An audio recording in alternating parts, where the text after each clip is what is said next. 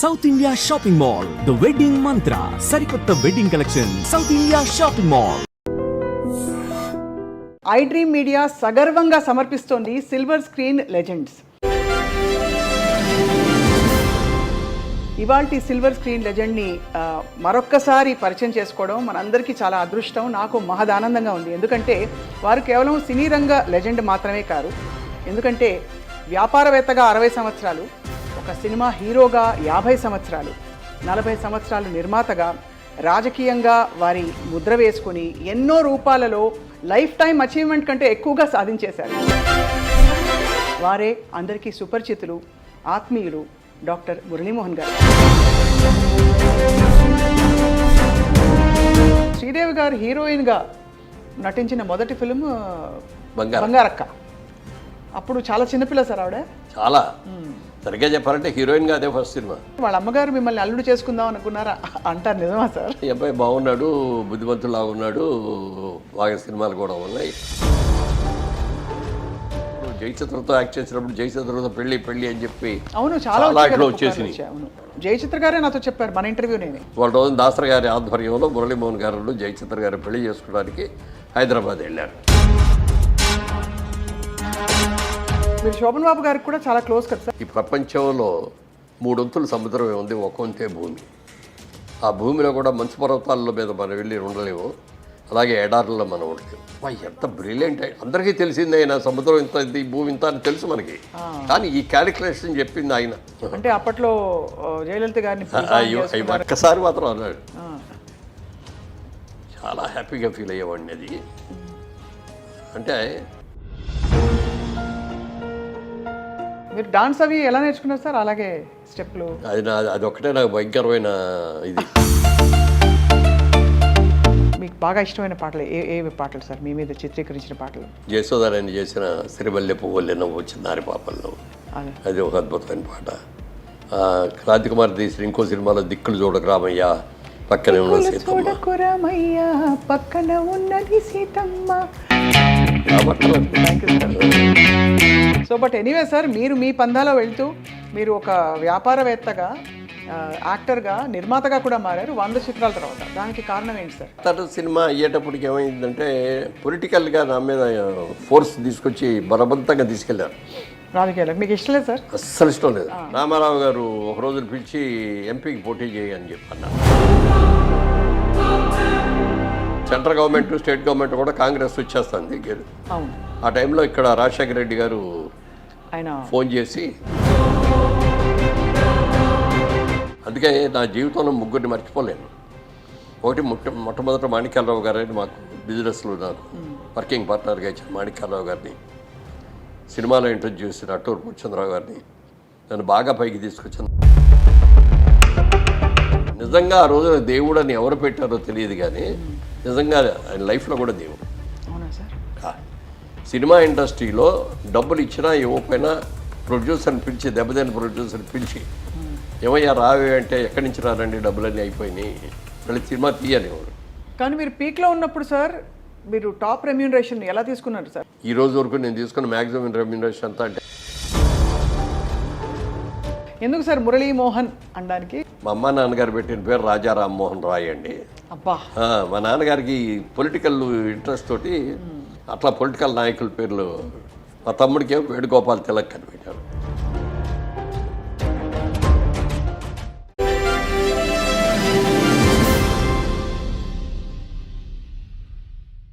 అందరికీ నమస్కారం. I dream media సగర్వంగా సమర్పిస్తోంది సిల్వర్ స్క్రీన్ లెజెండ్స్. ఇవాల్టి సిల్వర్ స్క్రీన్ లెజెండ్ని మరొక్కసారి పరిచయం చేసుకోవడం మనందరికీ చాలా అదృష్టం, నాకు మహదానందంగా ఉంది. ఎందుకంటే వారు కేవలం సినీ రంగ లెజెండ్ మాత్రమే కాదు. ఎందుకంటే వ్యాపారవేత్తగా 60 సంవత్సరాలు, ఒక సినిమా హీరోగా 50 సంవత్సరాలు, 40 సంవత్సరాలు నిర్మాతగా, రాజకీయంగా వారి ముద్ర వేసుకొని ఎన్నో రూపాలలో లైఫ్ టైం అచీవ్మెంట్ కంటే ఎక్కువగా సాధించేశారు. వారే అందరికీ సుపరిచితులు, ఆత్మీయులు డాక్టర్ మురళీమోహన్ గారు. వారితో మాట్లాడబోతున్నాం జీవిత పాఠాల గురించి ఇవాళ. ఎందుకంటే సినిమా యాక్టర్గా వారిని చాలా సందర్భాల్లో మనం పలకరించాం, కలుసుకున్నాం. సార్ సాదర్ నమస్కారం. నమస్తే అమ్మా. మిమ్మల్ని కలవడం చాలా సంతోషం సార్. చాలా సంతోషం నాకు కూడా, చాలా రోజులు మిమ్మల్ని కలిసి కూడా. సార్ మీ గ్లోయింగ్ ఆనందకరమైన మీ మైండ్కి రహస్యం ఏంటి సార్? రహస్యం అని కాదు కానీ అంటే మనం నిర్మలంగా ఉండాలి. నెంబర్ 1 పాజిటివ్ మైండ్లో ఉండాలి. ఎప్పుడైతే నెగిటివ్ మైండ్లో ఉన్నామో మన ఫేస్లో తెలిసిపోతుంది. అవును, నెగిటివ్ మైండ్లో ఉన్నాడు, వీడు వస్తున్నాడు, వీడు ఎందుకు వస్తున్నాడు అన్నట్టుగా అన్నీ నెగిటివ్ అయినా ఆలోచిస్తాం. మా ఇంట్లో కూడా బ్రదర్స్ బాబు వీళ్ళందరూ కూడా అంటారు, మీరు అన్ని పాజిటివ్గానే ఆలోచిస్తారు, మీకు అందరూ మీ కళ్ళకి అందరూ మంచి వాళ్ళలాగానే కనపడతారు. వాళ్ళు ఆడ ఎట్టంటాడు ఇటు ఇట్ట అంటాడు, మానేవరా ఆడేదో ఉన్నాడని మనం ఎందుకు బాడీ చేసుకోవాలి? మనం పాజిటివ్గా ఉందాం. వాళ్ళు ఎలా ఉంటే మనకేంటి, మనకేమైనా నష్టం చేసేటట్టు చేస్తుంటే అప్పుడు ఆలోచిద్దాం. అందుకని నా శత్రువు అయినా వస్తే చక్కగా కూర్చోబెట్టి మర్యాద చేసి గౌరవించి పంపిస్తాం. మీ ప్రతి అవార్డు, మీ ప్రతి ఫోటోగ్రాఫ్ కూడా ఒక్కొక్క కథ చెప్తోందండి. ఎన్ని అనుభవాలు ఉండుండాలి సార్ మీకు? 350 చిత్రాలు, వ్యాపారవేత్తగా, రియల్ ఎస్టేట్లో, అన్నిట్లో మీ జీవిత మౌలిక సూత్రం ఏంటి సార్? మౌలిక సూత్రం అంటే చిన్నప్పటి నుంచి కూడా నాకు ఒక మంచి బిజినెస్ మ్యాన్ అవ్వాలి అనేది కోరికండి. అందుకే సరిగ్గా చదువు వంట పట్ల ఎస్ఎస్ఎల్సీ అని ఉండేది అప్పుడు, సెకండరీ స్కూల్ లీవ్ సర్టిఫికెట్ అని. పియూసీ తర్వాత వస్తుందా? తర్వాత ఇంటర్మీడియట్ తర్వాత మళ్ళీ పియూసీ వచ్చింది. ఓహోహో, అలా. ఇంటర్మీడియట్ అప్పుడు ఇదేమో 11th అయిన తర్వాత 2 years ఇంటర్మీడియట్ ఉండేది. 11th అయ్యాక అది ఇప్పుడు తీసేసి 1 year పియూసీ అని చేశారు. ఆ పియూసీ కూడా మానేసి ఇప్పుడు +1 +2 అంటున్నారు. సో అంతవరకే చదువుకున్నారు మీరు అప్పట్లో? అంటే అది పాస్ అయ్యారు, గట్టెక్కాను. అది పాస్ అయ్యి కాలేజీకి కూడా వెళ్ళాను. కాలేజీలో 2 ఏళ్ళు బాగానే చదువుకున్నాను. నాకు ఏమి చెడ్డ అలవాట్లు కానీ అటు పాటలు వినటం కానీ ఏమి లేదు. సిన్సియర్గా చదువుకునేవాడిని, బాగా చదువుకోవాలని మనసులో కూడా కోరుకునేది, కష్టపడి చదివేవాడిని. మరి ఎందుకు పరీక్షల దగ్గరికి వెళ్ళేటప్పుడు ఒక టెన్షనో మరి లేకపోతే ఏంటో తెలియదు, నాకు బాగా తెలిసి కూడా నేను రాయలేకపోయేవాడిని. ఎందుకు అంటే అప్పుడు అనిపించింది అనమాట, మైండ్ ఎక్కడో ఉంది, దీని మీద కాదు అనేది వచ్చి ఇక మనకి లాభం లేదు ఇది, ఈ చదువుతో మనం ముందుకెళ్ళలేము. ఎందుకంటే డిగ్రీ అయినా చదవాలని చూశాను, చదువుకునే అవకాశాలు అన్నీ ఉన్నాయి, ఉన్నా కూడా ఇక మనకి ఇది వంట పట్టదు, దీని మీద మనం టైం వేస్ట్ చేయకూడదు, we have to go to the business అని అనిపించి. అప్పుడు వచ్చిన ప్రాబ్లం ఏంటంటే ఫాదర్ ఆయన పొలిటికల్లో పెద్ద లీడర్ అయినారు. అవును అవును, కాంగ్రెస్ పార్టీలో ఉన్నారు కదా? కాంగ్రెస్ పార్టీ కదా? కాంగ్రెస్ పార్టీ స్వాతంత్ర సమరయోధుడు ఆయన. ఇంకా స్వాతంత్ర సమరుడు అయిన ప్లాంక్ అవి కూడా ఇచ్చారు, అవన్నీ కూడా రావణ పత్రం అవన్నీ ఫెసిలిటీస్ అన్నీ కూడా ఇచ్చారు. ఆయన బిజినెస్ చేసేవారు ఆదిలాబాద్ డిస్ట్రిక్ట్లో, ఫారెస్ట్ కాంట్రాక్ట్స్ చేసేవారు. అప్పుడు మేము స్కూల్లో చదువుకుంటూ ఉన్నాం. సమ్మర్ హాలిడేస్ రాగానే నేను అక్కడికి వెళ్ళిపోయి ఆ ఫారెస్ట్లో ఆ వర్క్లో దిగేవాడిని. అందరూ వచ్చి మా ఫాదర్ అదేమండి అంత చిన్న కుర్రాడిని ఫారెస్ట్లో దిగుతున్నారేంటండి అన్నాను. అంటే నేను చెప్పినా వెంటయ్యా ఇటు వాడికి ఇష్టం అది, అందుకని చేస్తాడు అది. ఆ 3 ఏళ్ళ సెలవులు అన్నాళ్ళు అక్కడే ఉండిపోయి మళ్ళీ వచ్చేసేవాడు. అట్లా నేను ఇంటర్ఫియర్ అవుతూ ఉండేవాడిని. కానీ ఆయనకు ఆ పొలిటికల్ దీంతో కొంత పాలిటిక్స్లో ఉండి సరిగ్గా బిజినెస్ గోస్తాల మీద వాళ్ళ మీద వదిలేయటం మూలంగా కానీ, లేకపోతే ఈ డబ్బులన్నీ బిజినెస్కి ఖర్చు పెట్టాలని డబ్బులు తీసుకెళ్ళి దానికి ఖర్చు పెట్టడం మూలంగా కానీ ఏదో మొత్తానికి బిజినెస్లోకి వచ్చి దెబ్బతింటాం. ఆ దెబ్బతింటాం మూలంగా ఏమైందంటే ఇంట్లో 2 ఆడపిల్లల పెళ్ళిళ్ళు, మా ఇల్లు బాగు చేయటం ఇవన్నీ వచ్చేటప్పటికి ఉన్న ఎంత క్యాష్ అంతా సరిపోయింది దానికి. ఏదో కొద్దిగా భూమి మిగిలింది తప్ప అయిపోయింది. అప్పుడు నేను బిజినెస్ చేద్దామంటే డబ్బులు లేవు, ఉద్యోగం చేద్దామంటే డిగ్రీ లేదు.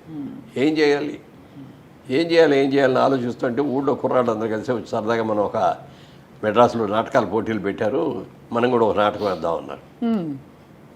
పని లేదు కదా, అందుకని చదువు పూర్తయినాడు కూడా డిగ్రీ పోయినాడు కూడా కూర్చున్నాను. అందరూ మేము అందరం కలిసి ఓ నాటికేసాం పోలీస్ అని. అందులో నేను పోలీస్ పాత్ర.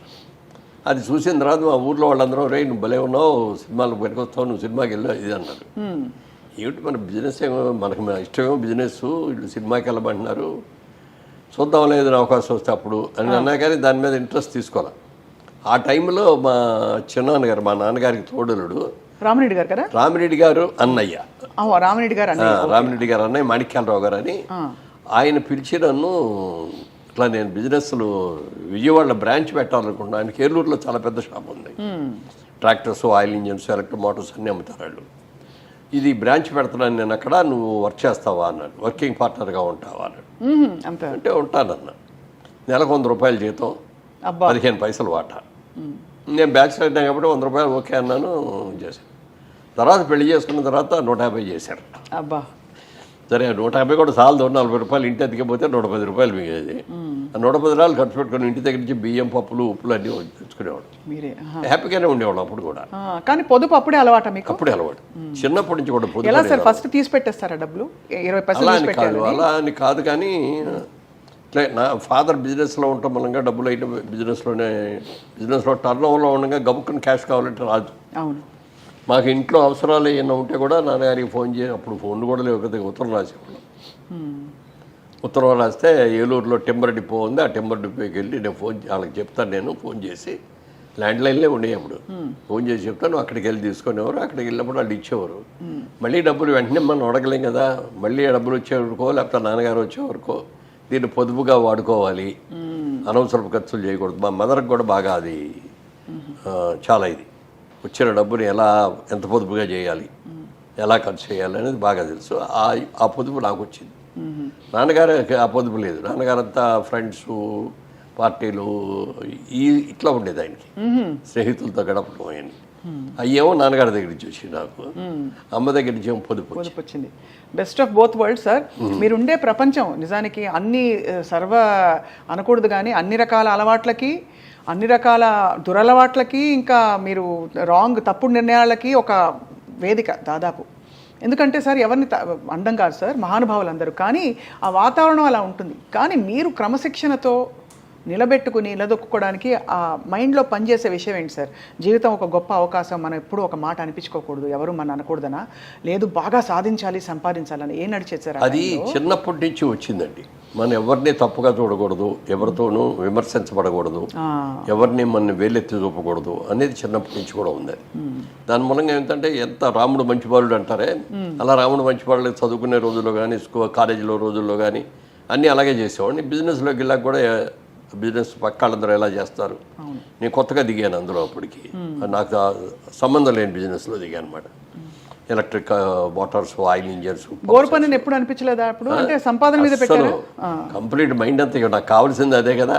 డే అండ్ నైట్ వర్క్ చేశాను. కంపెనీ ప్రాఫిట్లోకి తీసుకొచ్చిన తర్వాత ఒక రోజున ఆయనే పిలిచి అన్నారు, నా షేర్ వదిలేద్దాం అనుకుంటున్నా, నువ్వు తీసుకుంటావా అని. నా దగ్గర డబ్బులు లేవు కదండి అన్న. చూసుకో మరి, నన్ను ఎవరెవరో వచ్చి అడుగుతున్నారు, వారం రోజులు టైం ఇస్తున్నా, నువ్వు కనుక తీసుకోగలిగితే నువ్వే తీసుకో, ఫస్ట్ నీకు 10 రూపాయలు తక్కువగా నేను నీకే ఇస్తాను, లేదంటే బయట వాళ్ళ ఆఫర్ ఉంది, మంచి ఆఫర్ అయింది, ఇచ్చేస్తాను. ఏం చేయాలో తెలియదు, డబ్బులు ఎవరిని అడుగుతాం. ఇంటికి వెళ్ళి కూర్చొని ఆలోచిస్తాను, ఏం చేద్దాం అని ఆలోచిస్తా అంటే నా వైఫ్ అడిగింది, ఏంటి ఆలోచిస్తారు సీరియస్ కింద అని. చూస్తాను, ఏం లేదు, మామూలుగానే ఉన్నాను. ఏమైనా ఆఫీస్లో ఏమైనా జరిగిందని? ఏమీ జరగలేదు, శుభ్రంగా ఉన్నాను. లేదు, మీరు ఏదో ఆలోచిస్తారు చెప్పండి. అప్పుడు చెప్పాను, ఇట్లా చిన్నాన్నగారికి ఆఫర్ ఇచ్చారు, మరి ఆఫర్ ఇస్తే తీసుకోవచ్చు కదా అని. నా దగ్గర డబ్బులు అయ్యి తీసుకోవడానికి, నా దగ్గర డబ్బులు లేవు కదా అన్న. మా నాన్నగారు వాళ్ళు, మా అమ్మ నాన్నగారు నాకు 5 ఎకరాల పొలం ఇచ్చారు, అది అమ్మేద్దాం, అది అమ్మేసి అది బిజినెస్ పెట్టుకుందాం అని. అంటే నేను దానికి ఒప్పుకోలే. ఆడపిల్లలకి ఒక ఇదిగా ఇస్తారు తల్లిదండ్రులు, రాబోయే రోజుల్లో కుటుంబం ఏదైనా కూడా అమ్మాయి బాధపడకూడదని ఇస్తారు. దాన్ని అమ్మటం అనేది నాకు ఇష్టం లేదు. బిజినెస్ అన్న తర్వాత లాభం రావచ్చు, నష్టం రావచ్చు. ఇక పొద్దున బిజినెస్లో నష్టం వచ్చిందనుకో, నీకు ఆ 5 ఎకరాలు కూడా లేకుండా చేసినండి అవుతాను నేను. వద్దంటే వద్దాను. తను నన్ను కన్విన్స్ చేసి వాళ్ళ పేరెంట్స్తో మాట్లాడితే వాళ్ళు ఇమీడియట్గా యాక్సెప్ట్ చేశాను. అబ్బాయి బుద్ధిమంతులు శుభ్రంగా చేసుకుంటున్నాడు, మనం తీసుకొని మీకు ఇచ్చిందే కదా అని వాళ్ళే వెంటనే అమ్మిపెట్టి డబ్బులు కూడా. ఆ విధంగా అదే కంపెనీలో మరి 50% షేర్ ఉన్నాయి. అక్కడక్కడి నుంచి అంచెలంచెలుగా అక్కడి నుంచి అది బాగా బిజినెస్ డే అండ్ నైట్ చేసేవాడిని. అలా చేస్తున్న టైంలో నాకు సినిమా ఇండస్ట్రీలో చాలామంది ఫ్రెండ్స్ ఉన్నారు. నేను కాలేజీలో నేను చదువుకునే రోజుల్లోనే కృష్ణ గారు నా క్లాస్ ఇద్దరు పక్కనే కూర్చునేవాళ్ళు. అంటే కొంచెం బుద్ధిమంతుల్ని అలా చేయని వాళ్ళందరూ ముందు కూర్చోబెట్టేవారు, ముందు బెంచీలో. కృష్ణ గారు బుద్ధిమంతులా సార్? బాగా కుస్తీ కాదు. ఎంత బుద్ధిమంతులు అంటే బాగా మంచి, చాలా అందగాడు, మంచి గిరదాల జుట్టు, వైట్ డ్రెస్ వేసుకునేవాడు, అసలు తెల్లగా ఉండేవాడు మనిషి. వచ్చి చూడంగానే అబ్బా అనిపించేవాడు అనమాట. ఎక్కువ ఎవరితోనూ మాట్లాడేవాడు. నాకు బాగా స్నేహితుడు అయ్యాడు, ఇద్దరు పక్కనే కూర్చునేవాడు. కాలేజీలో వాళ్ళందరూ కలిసి ఆయన పెట్టిన నిక్నేమ్, కాలేజీలో నిక్నేమ్లు చాలా పెట్టుకుంటారు ఒకళ్ళు. అవునవును. ఆయనకి పెట్టిన నిక్నేమ్ పెట్టాడు దేవుడు. అబ్బా, ఎందుకు సార్? దేవుళ్ళలాగా వచ్చి కూర్చుంటాడు, పలకడం వెలకడం. అలాగనా? చక్కగా అందంగా దేవుళ్ళలాగా అట్లా కూర్చుంటాడు, చొక్కా నలగదు, తెల్లటి చట్ట బట్టలు వేసుకుంటాడు, మంచి. అని అట్లా దేవుడు అని పేరు పెట్టారు. నిజంగా ఆ రోజున దేవుడు అని ఎవరు పెట్టారో తెలియదు, కానీ నిజంగా ఆయన లైఫ్లో కూడా దేవుడు. అవునా సార్? సినిమా ఇండస్ట్రీలో డబ్బులు ఇచ్చినా ఇవ్వకపోయినా ప్రొడ్యూసర్ని పిలిచి, దెబ్బతిన్న ప్రొడ్యూసర్ని పిలిచి, ఏమయ్యా రావే అంటే ఎక్కడి నుంచి రారండి, డబ్బులన్నీ అయిపోయినాయి, మళ్ళీ సినిమా తీయనివ్వరు. నా దగ్గర డబ్బులు లేవండి, కొబ్బరికాయ కొట్టడానికి కూడా డబ్బులు లేవండి అంటే, నీకెందుకు అయినా నేను చూసుకుంటా, సినిమా మొదలెట్టు, ఇదిగో పలానా డైరెక్టర్, ఇదిగో పలానా సబ్జెక్టు, పలానా క్యాస్టింగ్ అని చెప్పి ఫైనాన్స్ని పిలిచి, డిస్ట్రిబ్యూటర్ని పిలిచేసి ఆయన గ్యారంటీ సంతకం పెట్టి డబ్బులు ఇప్పించేవాడు. ఎలా సార్? ఎందుకు అంటే ఆ మంచితనం వెనక ఉండే విషయం ఏంటి? అంటే తన ప్రొడ్యూసరు ఎవరు కూడా సఫర్ అవ్వకూడదు, తనతో నా మీద నమ్మకంతో వచ్చి సినిమా తీసిన అయితే సక్సెస్ అయితే వెల్ అండ్ గుడ్, ఇంకో సినిమా తీస్తాడు, ఫెయిల్ అయిన అతన్ని ఆదుకోవాలి మనం అని చెప్పి అట్లా తీసుకొని వాళ్ళని ఎంతోమందిని అట్లా ఆదుకున్నాడు ఆయన కృష్ణ గారు. దాంతో నిజంగా అదే అప్పుడు అనిపిస్తుంది, కాలేజీలో మనం దేవుడు అని పెట్టిన పేరు 100% అట్లాగే చేశాడు అని చాలామందికి ఎన్ని రకాల హెల్ప్ చేశాడు చెప్పడానికి. చాలా మంచి వ్యక్తి. మీరు వారు దాదాపు ఒకటే టైంలో వచ్చారా సార్ సినిమా ఇండస్ట్రీ? కాదు, వారు ముందు ఆయన సినిమా మేము చదువుకున్న రోజుల్లోనే డైరెక్టర్ తిలక్ గారు అని ఒక ఆయన వచ్చారు.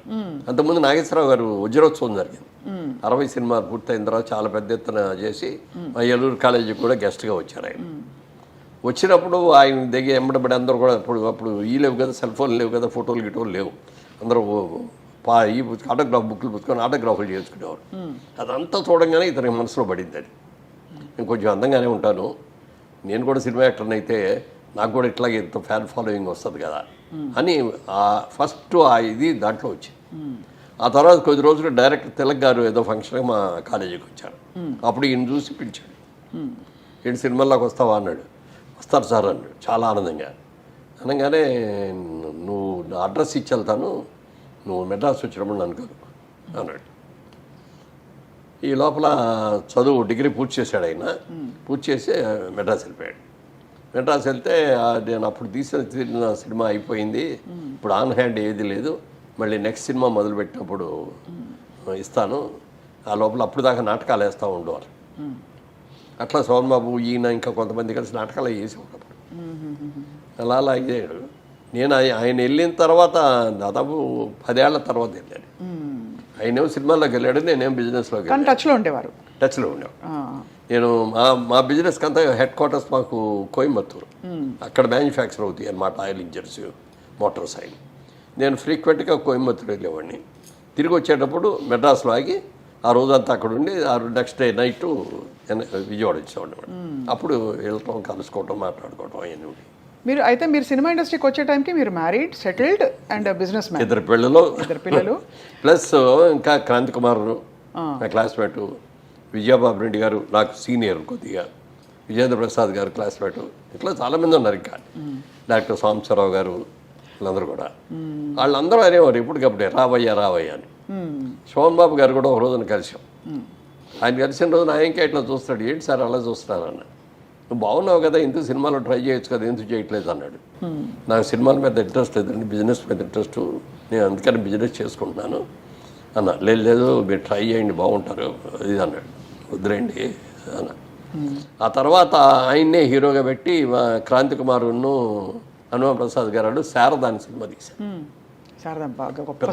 గొప్ప హిట్ అయింది. అది మ్యూజికల్గానే హిట్ అయింది. ఇది ఆ సినిమా మొత్తం రాజమండ్రిలో తీశారు. నేను బెజవాడ నుంచి సాటర్డే సండే వస్తే అక్కడికి వెళ్ళిపోయి ఆ 2 రోజులు ఆడతా గడిపేసి మళ్ళీ వచ్చేవాడిని. అప్పుడు కూడా 4-5 సార్లు అన్నాడు ఆయన, లేదు రాజుబాబు, అప్పుడు నా పేరు రాజుబాబు గారు మీరు ట్రై చేయండి బాగుంటుంది మీరు అది అన్నాడు. వదిలేండి సార్ బిజినెస్ చాలా బాగుంది, నేను దీన్ని వదిలి రాలేనండి అన్న. తర్వాత అనుకోకుండా అట్లూరు చంద్రరావు గారి దగ్గర నుంచి ఆఫర్ వచ్చింది. వాళ్ళ సినిమాలో హీరో, డైరెక్ట్ హీరో. ఉన్న జనరల్గా చిన్న క్యారెక్టర్ నుంచి లేకపోతే సెకండ్ హీరో నుంచి హీరో అవుతారు కదా, ఇదేదో డైరెక్ట్ ఆఫర్ వచ్చేసింది మనకి, ట్రై చేద్దామా అని ఆలోచన వచ్చినా సరే ముందు నా వైఫ్ని అడగాలి, ముఖ్యంగా పేరెంట్స్ని అడగాలి అని చెప్పి పేరెంట్స్ని అడిగాను. ముందు అడిగితే మనకి ఎందుకు, శుభ్రంగా బిజినెస్ చేసుకుంటున్నావు కదా, ఇప్పుడు మళ్ళీ సినిమాలు ఎందుకు అన్నారు. సరే మా ఆవిడ దగ్గరికి వెళ్ళేటప్పటికీ ఆలోచించి, ఇది మీరు ట్రై చేసింది కాదు, ఈ ఆఫర్ మీకే వచ్చింది, లక్ష్మీదేవి వచ్చే తలుపు ఒకసారి కొడద్దంటారు, వచ్చినప్పుడు తలుపు తీస్తే ఆ లక్ష్మీదేవి మనకి ఇంట్లోకి వస్తుంది, మనం తలుపు తీయకుండా ఉంటే ఆ లక్ష్మీదేవి అక్కడ పక్కెట్టుకో ఇంకో ఇంటికి వెళ్ళిపోతుంది, మీకు అవకాశం ఒక ట్రైల్ వేయండి తప్పే ఉంది, మన బిజినెస్ ఇక్కడ ఉంది, షూటింగ్ అయిన రోజులు మీరు అక్కడే ఉండాలి, షూటింగ్ అయిన తర్వాత ఒక్కరోజు కూడా అక్కడ ఉండకండి, మళ్ళీ విజయవాడ వచ్చేసి బిజినెస్ చూసుకోవాలి. సరే, బిజినెస్ మ్యాన్గా టైం ఇస్ మనీ కాబట్టి మీరు బిజినెస్ వదిలి అక్కడ నెల రోజులు ఎన్నో డేస్ ఇవ్వాలి. మరి అది మీరు ఎంత లెక్కేసుకోవాలి, ఎంత అడగాలి రెమ్యూనరేషన్ అంటే? అంటే అప్పుడు రెమ్యూనరేషన్ అడిగే స్టేజ్ ఉండదు, ఎందుకంటే అదే కొత్త వాళ్ళ దగ్గర డబ్బులు కూడా తీసుకుని సినిమాలు తీసే రోజులు అయ్యి. ఓహో, కొత్తగా ఎవరు వచ్చి హీరో కావాలంటే ఇది అంటే అందరూ తీసుకుంటారు కాదు, అసలు కొత్తగా ఫస్ట్ టైం చేసిన వాళ్ళకి డబ్బులు కూడా ఇవ్వరు. కానీ మా నిర్మాత గారు నాకు 3,000, గిరిబాబుకి 3,000 రెమ్యూనరేషన్ ఇచ్చారు. ఓహో, అప్పుడు ఆ 3,000 ఇలా పెద్ద అమౌంట్గా ఫీల్ అయ్యాను. 3,000 వచ్చింది వాళ్ళు ఒకసారి. కానీ అప్పుడు బిజినెస్ మ్యాన్గా సుమారు అంటే ఒక అంచనాకి సార్ ఎంత వచ్చేది మీకు రాబడి పర్ మంత్? పర్ మంత్ లాగా అంచనా కోసం ఐడియా ఉండడానికి అంటే సంవత్సరానికి లెక్కేసుకొని మాకు ఒక 50, మా ప్రొడక్టర్కి ఒక 50 అట్లా వచ్చేది. 50,000 పర్ మంత్? పర్ మంత్ కాదు, పర్ ఇయర్. Per year. ఓహో, ఆ రోజుల్లో పర్ మంత్ అంటే అంత. అదే 50,000 పర్ ఇయర్ అంటే దాదాపు మీరు ఇప్పుడు 3 × 12 అంటే 12 నెలలకి 3,000 లెక్కేసుకుంటే కూడా నాట్ బ్యాడ్, కొంచెం తక్కువ. బట్ అంటే ఉంటాయి కదా సార్ లెక్కలు, ఇప్పుడు ఒక రోజు ఇవ్వాలి. అప్పుడు డబ్బు గురించి ఆలోచించాల, ఇదేదో కొత్త ప్రయత్నం వచ్చింది, ఈ ప్రయత్నంలో కూడా వెళ్ళారు. అప్పుడు నాటకాలు వేస్తూ ఉండేవాడు విజయవాడలో, నాటకాలు ఇంట్రెస్ట్ కూడా ఉంది కాబట్టి ట్రైల్ వేద్దామని అని చెప్పి ఆ దేశం అది సక్సెస్ అవ్వబట్టి అంచెలంచెలుగా పైకి వెళ్ళటం. అక్కడ దాసనారాయణ గారు 2వ సినిమాకి పరిచయం అవటం. ఏమనేవారు సార్ మీ యాక్టింగ్ చూసి అప్పట్లోనే? దాసర్ గారు నా యాక్టింగ్ కంటే కూడా నా సిన్సియారిటీని ఎక్కువ చూసేవారు. నేర్చుకోవాలి అనే ఇది, తర్వాత టైం మెయింటైన్ చేయటం ఒకటి. తర్వాత సినిమా ప్రొడ్యూసర్ హనుమాన్ ప్రసాద్ గారు నాకు క్లోజెస్ట్ ఫ్రెండ్. మేము మా షాప్స్ బిజినెస్లో పక్కపక్కనే, ఆయన ప్రొడక్షన్ నేనే ప్రొడక్షన్, మా సొంత సినిమా నటుగా ప్రొడక్షన్ కూడా చేసేవాడిని. బెంగళూరులో జరిగింది షూటింగ్ అంతా. ఈ ఇల్లు బాగుందయ్యా, ఈ షూటింగ్ బాగుంటుంది అని ఆయన అంటే వెంటనే నేను వెళ్ళిపోయి వాళ్ళ దగ్గరికి వెళ్ళి ఐఎమ్ సో అండి, తెలుగు సినిమా షూటింగ్ అండి, మీరు ఇవ్వాలండి అంటే వాళ్ళు వెంటనే ఇచ్చేవాడు. ఇవన్నీ చేయటం, అరేంజ్మెంట్స్ చూడటం, సిన్సియారిటీ ఇవన్నీ చూసి బాగా నచ్చేసింది ఆయన. మురళి నిన్ను పెద్ద యాక్టర్ అని చేస్తాను నేను. మురళీమోహన్ అని పేరు వారే పెట్టారు? లేదు, పేరు ఆయన పెట్టారు, అట్లూరు పోచంద్రరావు గారు పెట్టారు. ఎందుకు సార్ మురళీమోహన్ అనడానికి? అంటే అట్లూరు పోచంద్రరావు గారు సినిమా మా జగమేమాయి తీసేటప్పుడు నేను హీరో, గిరిబాబు విలన్ను, కబడ్డీ రాజబాబు గారును విజయలలిత గారు వాళ్ళు సీనియర్ యాక్టర్ దాంట్లో. మరి ఆయన రాజబాబే, నేను రాజబాబు అంటే ఎట్లా టైటిల్స్లో మళ్ళీ హీరో రాజబాబు, కమెడియన్ రాజబాబు అని అనుకోవాల్సి వస్తుంది. సేమ్ నేమ్ ఒకటి ఉంది. అతను మంచి ఊపులో ఉన్నాడు, ఇప్పుడు చాలా ఫైల్లో ఉన్నాడు. వేరే పేరు ఏమైనా మారిస్తే బాగుంటుంది, నీ అసలు పేరు ఏంటన్నారు. మా అమ్మ నాన్నగారు పెట్టిన పేరు రాజా రామ్మోహన్ రాయ్ అండి. మా నాన్నగారికి పొలిటికల్ ఇంట్రెస్ట్ తోటి అట్లా పొలిటికల్ నాయకుల పేర్లు, మా తమ్ముడికి వేణుగోపాల్ తిలక్ అని పెట్టారు. అదండి. కానీ అందరూ ఊళ్ళో రాజబాబు అనిపిస్తారు. స్కూల్లో కూడా బుక్లు, ఎస్ఎస్ఎల్సీ బుక్లో కూడా రాజబాబు అని ఉంది, అందుకని రాజబాబే కన్ఫర్మ్ అయిపోయిందండి. అయితే రాజా రామ్మోహన్ రాయ్ అంటున్నారు కదా, మోహన్ అని పెట్టుకుందాం, అదంటే పెద్ద పేరులాగా ఉంది, మోహన్ అని పెడదామా అని. ఓకే అండి అని ప్రెస్లో అనౌన్స్ చేస్తే, ప్రెస్లో ఎవరో అన్నారు, ఏమంటే మోహన్ అంటే ఏదో కట్ చేసినట్టుగా ఉంది, రామ్మోహన్, కృష్ణమోహన్ లాగా మురళీమోహన్ ఏదో అట్లా అంటే బాగుంటుందండి అని వెంటనే అన్నారు. మురళీమోహన్ ఎలా ఉంది మురళి అన్నారు రాజబాబు గారు అంటే. బాగుంది సార్ అన్న అనగానే అది కన్ఫర్మ్ అయింది. సో అలా మురళీమోహన్ గారు అడుగు పెట్టడం ఒక వెలిగేశారు సార్. అదే అంటే మొట్టమొదట ఇంకా రావాలవద్దా అని అనుకుంటానే, షూటింగ్ ఉంటే అక్కడ మెడ్రాస్లో ఉంటాం, లేకపోతే విజయవాడలో ఉంటాం, బిజినెస్ చూసుకోవడం అట్లాగే ఉండేది. అలా 2 ఏళ్ళు గడిచింది. 2 ఏళ్ళు గడిచిన తర్వాత నెంబర్ ఆఫ్ ఫిల్మ్స్ వచ్చేసి ఒక్కరోజు కూడా హైదరాబాద్ వెళ్ళలేదు, విజయవాడ వెళ్ళడానికి ఖాళీ ఉండేది కాదు. ఇక మనం సెటిల్ అయ్యాం, మనం దీని మీద ఇది అవ్వచ్చు అన్నప్పుడు ఫ్యామిలీ షిఫ్ట్ చేసి, అప్పుడే బిజినెస్ కూడా పార్ట్నర్ దగ్గరికి వెళ్ళామని మీరు తీసేసుకోండి, నేను ఇక రాలేను అని చెప్పంటే ఆయన మీరు లేకుండా నేను బిజినెస్ చేయలేను, నా వల్ల కాదు, క్లోజ్ చేసేద్దామండి అంటే బిజినెస్ క్లోజ్ చేసి. నిజానికి సార్ మీ సినిమాలన్నీ చాలా ఇష్టపడి చూసేవాళ్ళం మేము టీవీల్లో, దూరదర్శన్లో వచ్చినప్పుడు కూడా. ఎందుకంటే అన్ని పాజిటివ్ ఎండింగ్స్, దాదాపుగా మీవన్నీ కుటుంబ కథ, అన్ని కుటుంబ కథా చిత్రాలు. అండ్ ఎప్పుడూ ఒక మంచి ఇదే కనిపించేది, కానీ ఎక్కడ నెగిటివ్ అవి చాలా తక్కువ, అసలు ఎక్కువ ఉండేవి కాదు. ఇప్పుడు ఈవెన్ టీవీ సీరియల్స్లో లేడీ వెల్స్ ఇవన్నీ ఉన్నారు కదా, అందులో అవి కూడా ఉండేవి కాదు. అదే అంటే భరోసాగా ఉండేది, హాయిగా ఉండేది చూస్తే మీ సినిమా. ఇవన్నీ మీకు ఇలా రావడం అనేది, ఇలాంటి రోల్సే, అది మీకు డెస్టినీ అంటారా లేక? డెస్టినీ అని కాదు, కానీ భారతంలో ఒక అమ్మాయిని ఒక సినిమా దాసర్ గారు డైరెక్ట్ చేశారు. నేను, చంద్రమోహన్, రోజారమణి మేము మెయిన్ క్యాస్టింగ్. అందులో మంచి ఫాస్ట్ క్యారెక్టర్, స్టూడెంట్ లీడర్గా పెద్ద ఇది.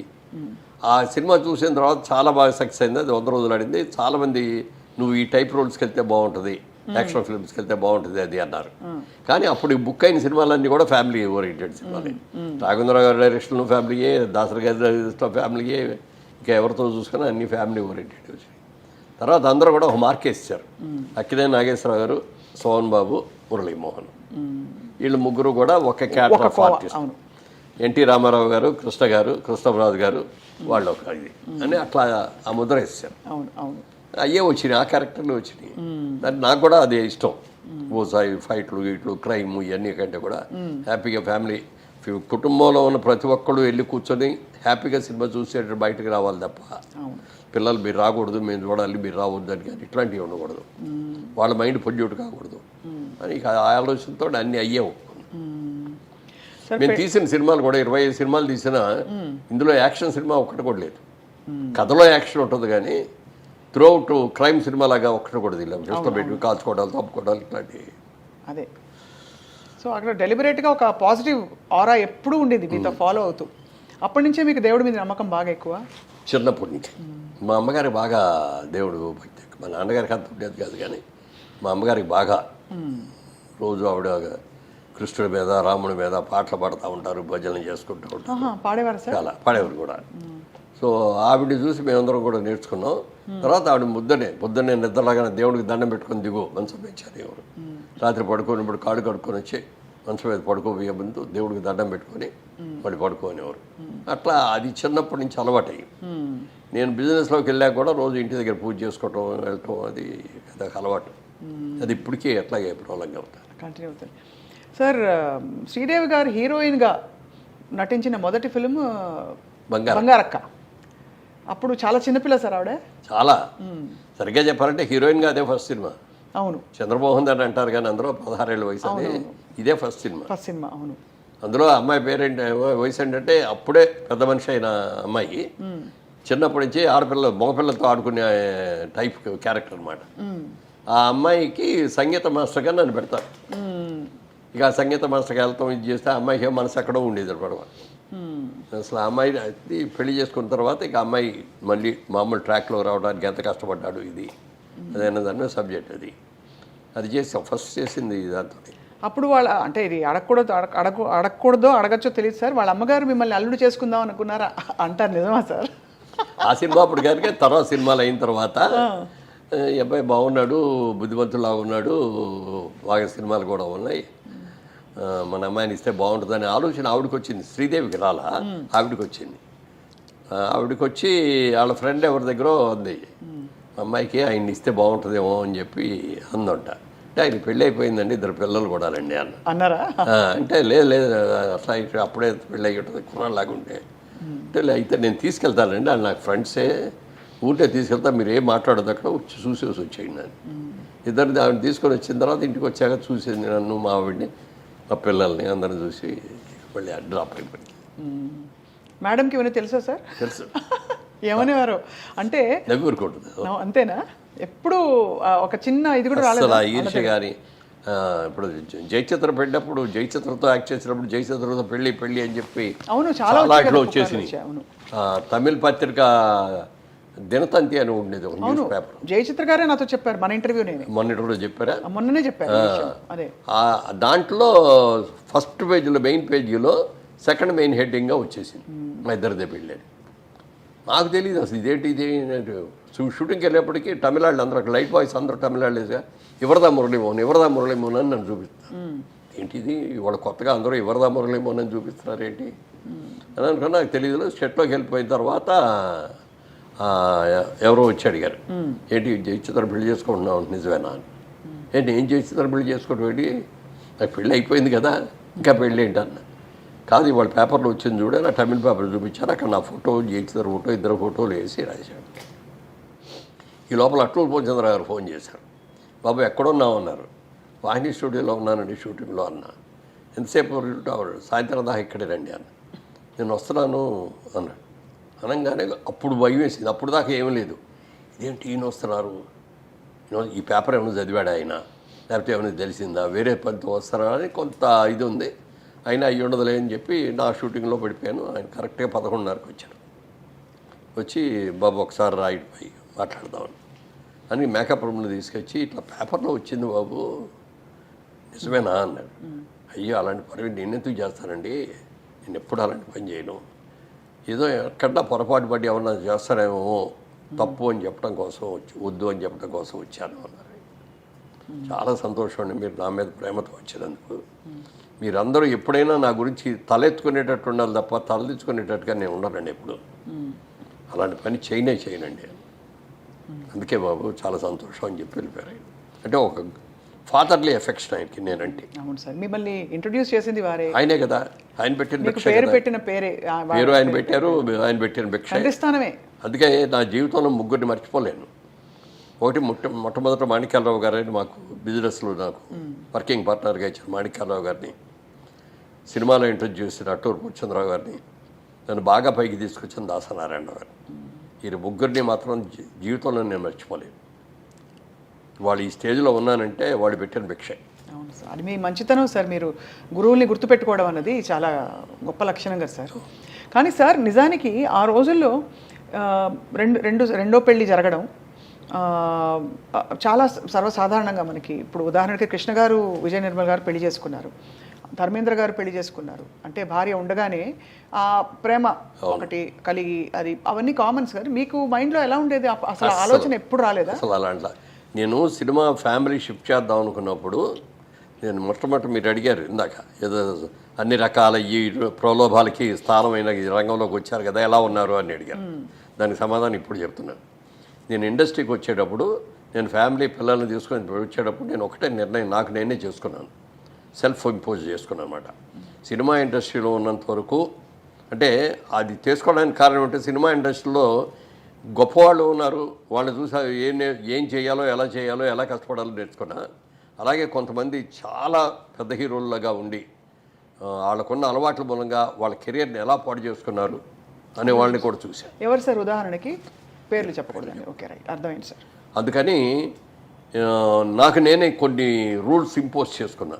సినిమా ఇండస్ట్రీలో ఉన్నంత వరకు జోదం ఆడకూడదు, పేకాట ఆడకూడదు, డ్రింక్ చేయకూడదు, వ్యభిచారం చేయకూడదు, ఎవరితో ఆర్డర్తో లింక్ పెట్టుకోకూడదు. చాలా అది పెట్టుకొని మీరు చెప్తే నెంబర్ 40 ఏళ్ళు కంటిన్యూ చేసుకోవాలి. ఏ రోజున ఎక్కడ కూడా తాగటం కానీ పేకాటం కానీ రేసులకు వెళ్ళటం కానీ అమ్మాయిలతో తిరగటం కానీ ఏమి చాలా ప్రలోభాలు పెట్టిన వాళ్ళు ఉన్నారు, అవన్నీ చెప్పను. అయినా సరే అంటే ప్రలోభాలు అంటే ఎలా పెట్టారు? ఏం కాదులే పర్లేదు కాదు, బయట వాళ్ళు కూడా సినిమా వాళ్ళే కాదు బయట వాళ్ళు కూడా అప్పట్లో కొంచెం క్రేజీ యంగ్ హీరోగా క్రేజీగా కనపడేది సార్. మీరు అందగాడు అదొకటి అంటే 2 రకాల వాళ్ళు ఉండేవారు. ఇదిగో ఇలాంటి అన్నయ్య ఉంటే బాగుంటుంది అనుకునే వాళ్ళు ఉన్నారు, ఇలాంటి మొగుడు ఉంటే బాగుండేవాళ్ళు అనుకున్నారు, ఇలాంటి తండ్రి ఉంటే బాగుండేవాళ్ళు అనుకున్నారు. అట్లా అనుకున్నారు తప్ప ఇంకా వేరేగా అనుకున్నారు. ఎప్పుడు సార్ ఒక డీసెంట్ నమ్మకం కలుగుతుంది ఈయన మీద అని అనుకునే వ్యక్తిని చూసినప్పుడు ఏ ఆడపిల్లైనా పెళ్ళైనా కాకపోయినా ఆ ఆలోచన రావడం సహజం.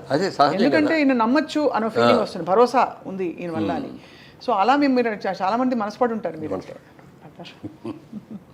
మీరు పడకపోవడం గొప్ప కాదా అని కాదు కదా సార్, కానీ మీరు ఆ నిగ్రహం పెట్టుకోవడం అనేది చాలా గొప్ప, చాలా కష్టం కూడా. ఎందుకంటే అంత కావటానికి కారణం నేను ఇండస్ట్రీకి వచ్చినప్పటికే నాకు పెళ్ళి 2 పిల్లలు ఉన్నారు. రేపు ఏదైనా నేను చేసిన తప్పుల మూలంగా నేను దెబ్బతినిపోతే నా భార్య రేపు నన్ను చూసి ఇదిగో ఇన్ని పెళ్లి చేసుకోవటం మూలంగా నేను ఇలా అయిపోయాను అని అనకూడదు. అలాగే నా పిల్లలు వీళ్ళకి పుట్టడం మూలంగా మా కర్మ, మేము ఇక్కడ వీళ్ళ కడుపులు పుట్టాము, ఇంత చెడ్డ పేరు వచ్చిందో అని మా పిల్లలు అనకూడదు. ఎప్పుడైనా నన్ను చూసి నా భార్య అయినా నా పిల్లలైనా నా బంధువులైనా నా ఆత్మీయులైనా గర్వపడే రీతిలో నేను ఉండాలి తప్ప నేను చూసుకొని అసహించుకునే రీతిలో ఉండకూడదు అనేది చాలా స్ట్రిక్ట్ అంటే చాలా స్ట్రిక్ట్. 40 ఏళ్ళ తర్వాత నన్ను ఎందుకన్నానంటే 40 ఏళ్ళు ఉన్నాను ఊరికి. నేను సరదాగా నాగేశ్వరరావు గారు బాగా ఫ్రెండ్లీగా ఉంటారు, ఆయన అంటే నాకు చాలా ఆత్మీయం. ఐఎమ్ నిజంగా చెప్పండి, నేను నాగేశ్వరరావు గారి ఫ్యాన్ని, ఎన్నో సినిమాలు ఆయనతో కలిపి చేశాను. ఆయన ఒకరోజు అడిగారు సరదాగా, మురళి సాయంత్రం పూట నువ్వేం తీసుకుంటావు అన్నారు. నేను తీసుకోనండి అన్న. అదేమిటయా బాగా నిద్ర పడుతుందా అన్నాడు. శుభ్రంగా పడుకుంటాను, నీళ్ళు పడుకోగా నిద్ర వచ్చేస్తాడు. కాదు 60 ఏళ్ళు దాటిన తర్వాత అప్పటికి క్యారెక్టర్ రోల్స్ వేస్తాను, హీరోలు అయిపోయి క్యారెక్టర్ రోల్స్లో ఉన్నప్పుడు అడిగాను అనమాట.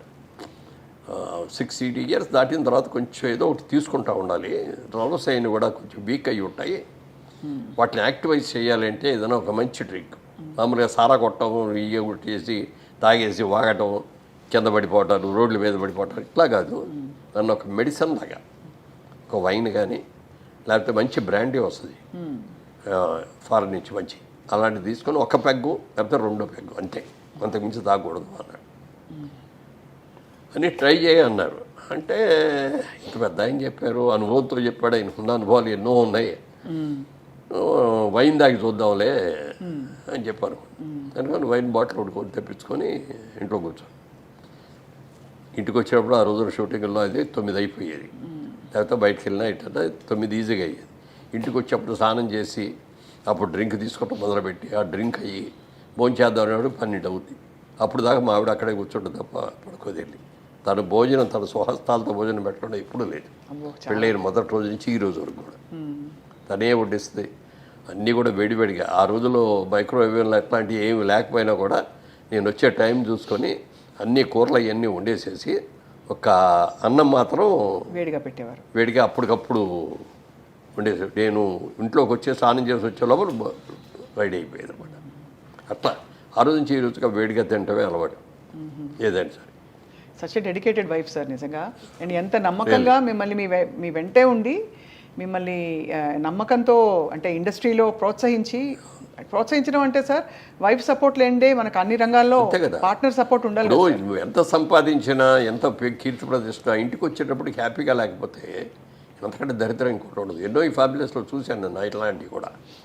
అది వాళ్ళ తప్ప వీళ్ళ తప్ప అనేది పక్కన పెడితే అనుకూలమైన భార్య రాక అనుకూలమైన పిల్లలు లేకపోతే ఆ కుటుంబం ఎంత సంపాదించినా ఎంత పేరు ఉన్నా కూడా వేస్ట్.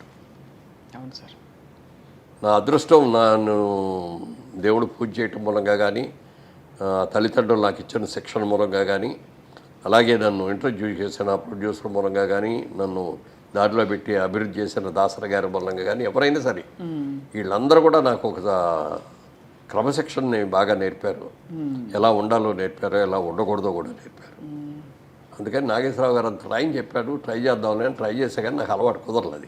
అది అలవాటు వారం 24 రోజులు ట్రై చేశానే కుదరలేదు. ఇది మనకు కుదిరేకపోయింది కానీ వదిలేసాం. తర్వాత ఎప్పుడు మీరు 1 నెల అయిన తర్వాత నాగేశ్వరరావు ఏంటి ఇది మనం తీసుకుంటున్నావు అయినాను, లేదండి నాకు పర్లేదండి అది అన్న. తర్వాత అన్నాం కానీ తర్వాత మెల్లమెల్లగా ఏదో పార్టీస్, ఇప్పుడు నాగేశ్వరరావు బర్త్డే అనుకో ఆ రోజున పార్టీ ఇచ్చేవారు. అలాగే పెద్ద పెద్ద బర్త్డేలు ఎన్నో ఉన్నప్పుడు అక్కడికి వెళ్ళినప్పుడు ఏదో ఒక పెగ్ తీసుకోవటం అనేది అలా చేసా కానీ అప్పుడు దాకా 47 మాత్రం అలా ముట్టుకోరు. చాలా పెద్ద విషయం, చాలా గొప్ప విషయం సార్. ఎందుకంటే మేము ఇండస్ట్రీ గురించి మామూలుగా వినేది ఇదే బేసిక్గా దట్ ఆ వాతావరణం హాయిగా ఫ్రీగా ఉంటుంది కాబట్టి రూల్స్ లేకుండా ప్రేమలో పడడం ఈజీ, ఎవరినైనా ఇష్టపడడం. అందులో మీ చుట్టూ ఉండేవాళ్ళు అందమైన హీరోయిన్లు అందరూ. సో అది మీరు చాలా ఫోకస్ చేసి మరీ ఇలా ఉండడం అన్నది చాలా పెద్ద విషయం సార్. మీతో పాటు నటించిన హీరోయిన్స్ అందరిలో మోస్ట్ గ్లామరస్ ఎవరని మీరు అనుకున్నారు సార్? గ్లామరస్ అంటే మీకు సరైన జోడి. గ్లామరస్ అంటే శ్రీదేవి అంత గ్లామర్ ఎవరికీ లేదండి. చాలా అందంగా ఉండేవారు కదా సార్. చాలా ఎక్సలెంట్గా ఉండేది. ఆ కళ్ళు, అసలు ఎక్స్ప్రెషన్, ఫేస్, మంచి పర్సనాలిటీ. నాకు ఈక్వల్గా ఉండేది హైట్. అమ్మాయి కూడా 5'7", 5'8" ఉండి ఉంటుంది. నేను 5'8.5". అమ్మాయి కూడా దగ్గర 7.5, 8 ఉండి ఉంటుంది. Personality, behaviour, wonderful behaviour. ఎప్పుడు ఒక తప్పుగా మాట్లాడటం నాకు కానీ ఏదైనా చిలిపి పనులు చేయటం కానీ అట్లాంటిది ఏమి ఉండేది కాదు. ఆ తర్వాత అంత అందగా ఎవరు అంటే దీప గారు కూడా చాలా అసలు ఎంత అందంగా ఉండేది.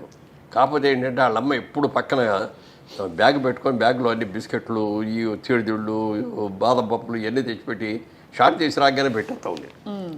అంటే ఆ అమ్మాయి బాగా ఎర్లీ ఏజ్లో వచ్చింది. ఏదైనా అంటే ఎవరిని అడిగితే 16 years 3 months బాబు అనేది. అలా వీటి పాపం చిన్నది కదా కష్టపడుతుంది అని చెప్పి పెట్టేది. ఆ పెట్టడం మూలంగా కానీ లేకపోతే అమ్మాయికి ఏదో ముందే ఆర్టిస్ట్ చేయాలనే ఆలోచన ఉండి కొంచెం స్టెరాయిడ్స్ ఏదో ఇచ్చి ఇది కూడా చేశారని అంటారు. ఎంతవరకు దాని మూలం కానీ అమ్మాయికి బాగా బాడీ వచ్చేసింది తర్వాత. లేకపోతే చాలా అద్భుతమైన యాక్టర్ అయ్యాడు. జయసుధ గారు ఇట్స్ ఏ ఫ్యామిలీ లేడీ. అదే ఇక అందులో సినిమా యాక్టర్ లాగా ఉండదు. ఆవిడతో నటిస్తా అంటే రియల్ క్యారెక్టర్తో నటిస్తాం అనే ఫీలింగ్ వస్తుంది తప్ప సినిమా యాక్టర్ లాగా ఆవిడ నటించడం కూడా అలాగే చేస్తుంది. ఇప్పుడు మిగిలిన వాళ్ళు కొంతమంది చేసే దాంట్లో ఆర్టిఫిషియాలిటీ ఉంటుంది, అంతవరకే ఉండు, టచ్ అవ్వకూడదు, ముట్టుకోకూడదు అన్న లెవెల్లో ఉంటుంది. అవన్నీ ఉండేవి సార్ ఆంక్షలు, అంటే హీరోయిన్లు చెప్పేవారా? అప్పుడు లేదు, అప్పటికి లేదు. కానీ నాగేశ్వరరావు గారు వెంకటరామారావు గారు చేసే రోజులు ఉండేవి. జమున గారు అయితే ఎప్పుడు చేతులు ఇక్కడి నుంచి కిందే తప్ప పైకి పుట్టుకొని ఇచ్చేవారు, ఇట్లా ఈ కూడా పట్టుకొని ఇచ్చేవారు. ఓహో, అంత అంత ఇది కాబట్టి అది ఎన్ని లేకపోయినా కూడా ఎంతైనా కొంచెం దూరంగానే ఉండేవారు. ఇట్లా అప్పుడు ఈ ముద్దులు గిద్దులు ఈ గొడవలు ఏమీ లేవు కదా. అవునవునవును. ఎంతవరకు దగ్గర ఉన్నాలో అంతవరకే ఉండేవారు ఆ క్లోజ్నెస్. ఈ అమ్మాయి వచ్చేటప్పటికంటే భార్య అంటే భార్యలాగానే ఉండేది అంత. ఇప్పుడు నేను చేసిన సినిమాల్లో కూడా హయ్యెస్ట్ సినిమాలు చేసింది ఆవిడతోటి. మా సినిమా ప్రొడక్షన్లో కూడా ఆవిడ చాలా సినిమాలు చేసింది. Very cooperative artist. అసలు మామూలుగా హీరోయిన్ లాగా గిద్దుకోటాలు ఉండవు, సింపుల్గా మేకప్ వేసుకొని వచ్చేస్తుంది. ఇది మధ్యతరగతి కుటుంబం క్యారెక్టర్ అంటే దానికి తగ్గట్టే హెయిర్ డ్రెస్ దానికి ఏముంటుంది, పెద్ద హెయిర్ డ్రెస్లు కూడా చేసుకునేది కాదు.